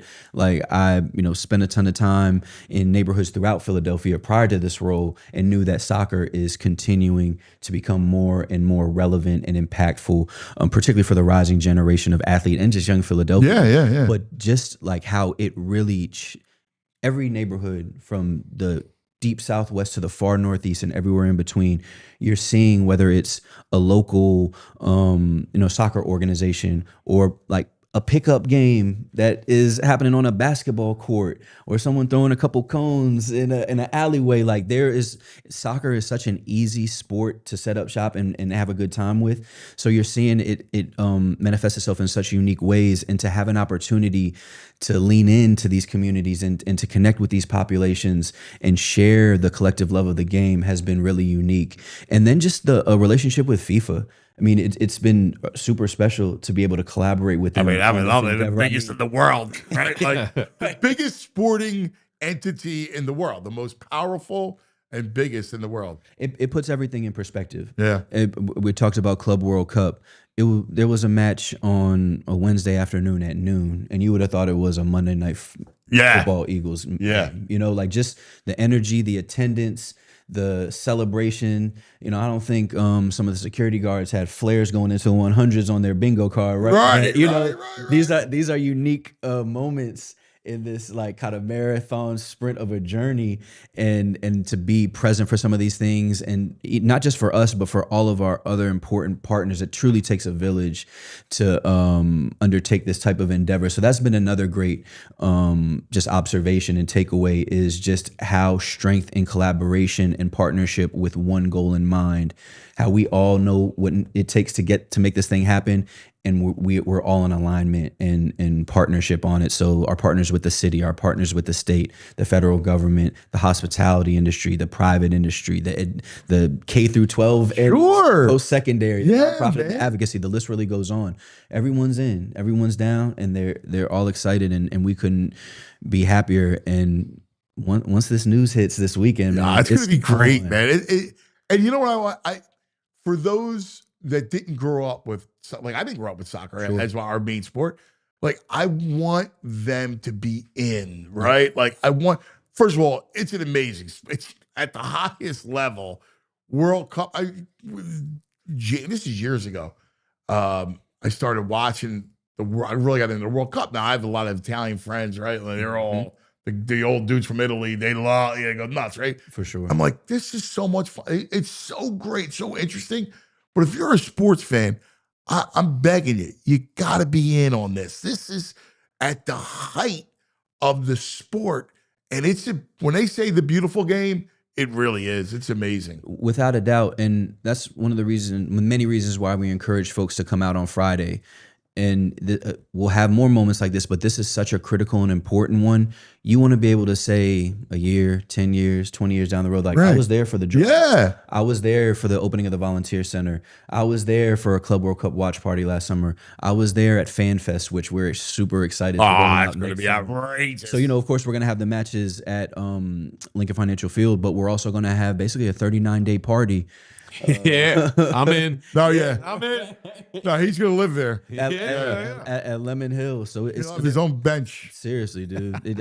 We can work soon. I got you. I'm starting to know people. Know people. But we can't wait for that. Yeah, and we're expecting thousands of people to come there every day to watch the matches, to enjoy all the entertainment that we're going to provide, great food, great drinks, installations, activations, amazing energy. But these, again, you want to look back. This is not the time.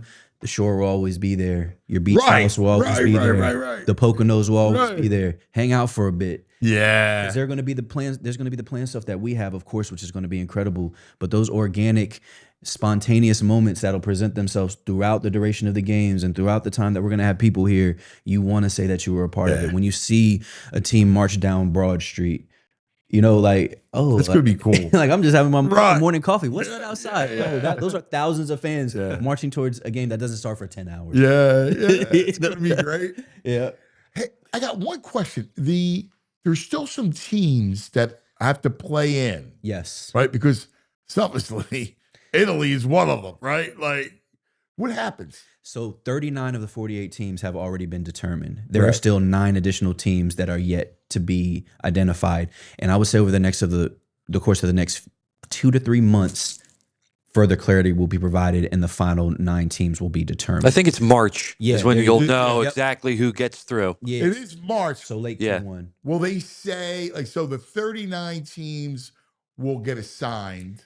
I would envision it being something similar to like this team versus TBD versus TVD, like that sort of deal. Like right. This match, like in the playing game in the NCAA tournament. Exactly, precisely. That would be my guess. You think we'll know? Like it'll be this team versus the winner of Italy, Ireland. Like that's a great question. Potentially, potentially. Yeah, I'm just I selfishly, I'm like.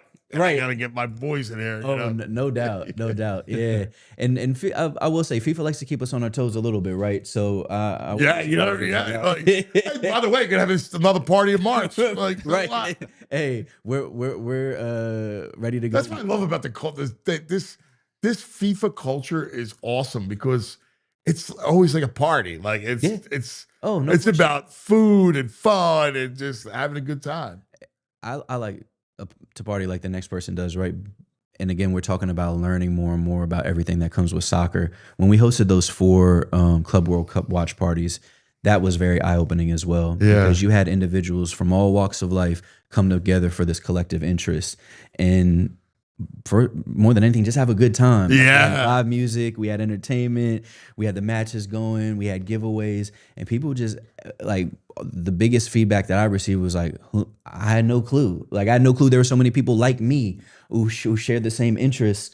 And again, it's like Philadelphia is such a vibrant ecosystem, right? And so to have all of that for the world on the world's stage and to display is really special, and to be a small part of it, I'm super grateful and honored to do so. And then like, you know, yeah, man, I couldn't think of much better things to do on a Wednesday right. morning than hang out with you two and talk about this amazing event we're going to have a couple days from now, and we'll be spending time together a couple days from now at Stateside.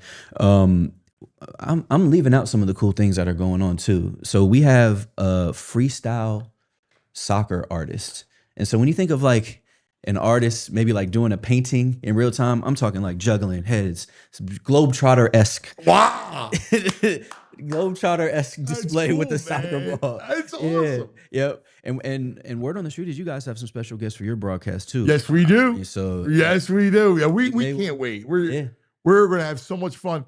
But listen, once again, I have to tell you guys, all right, you go RSVP.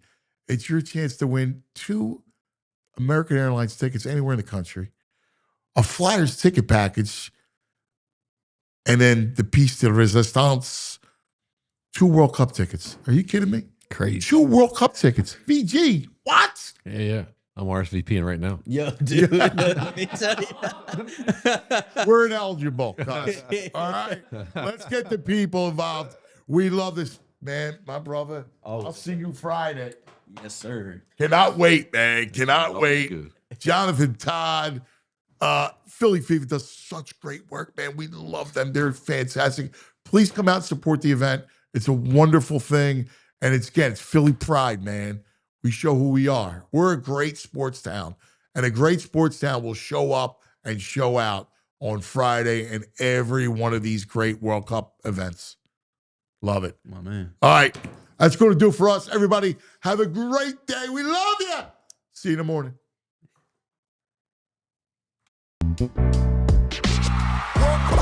We all silly like the mayor.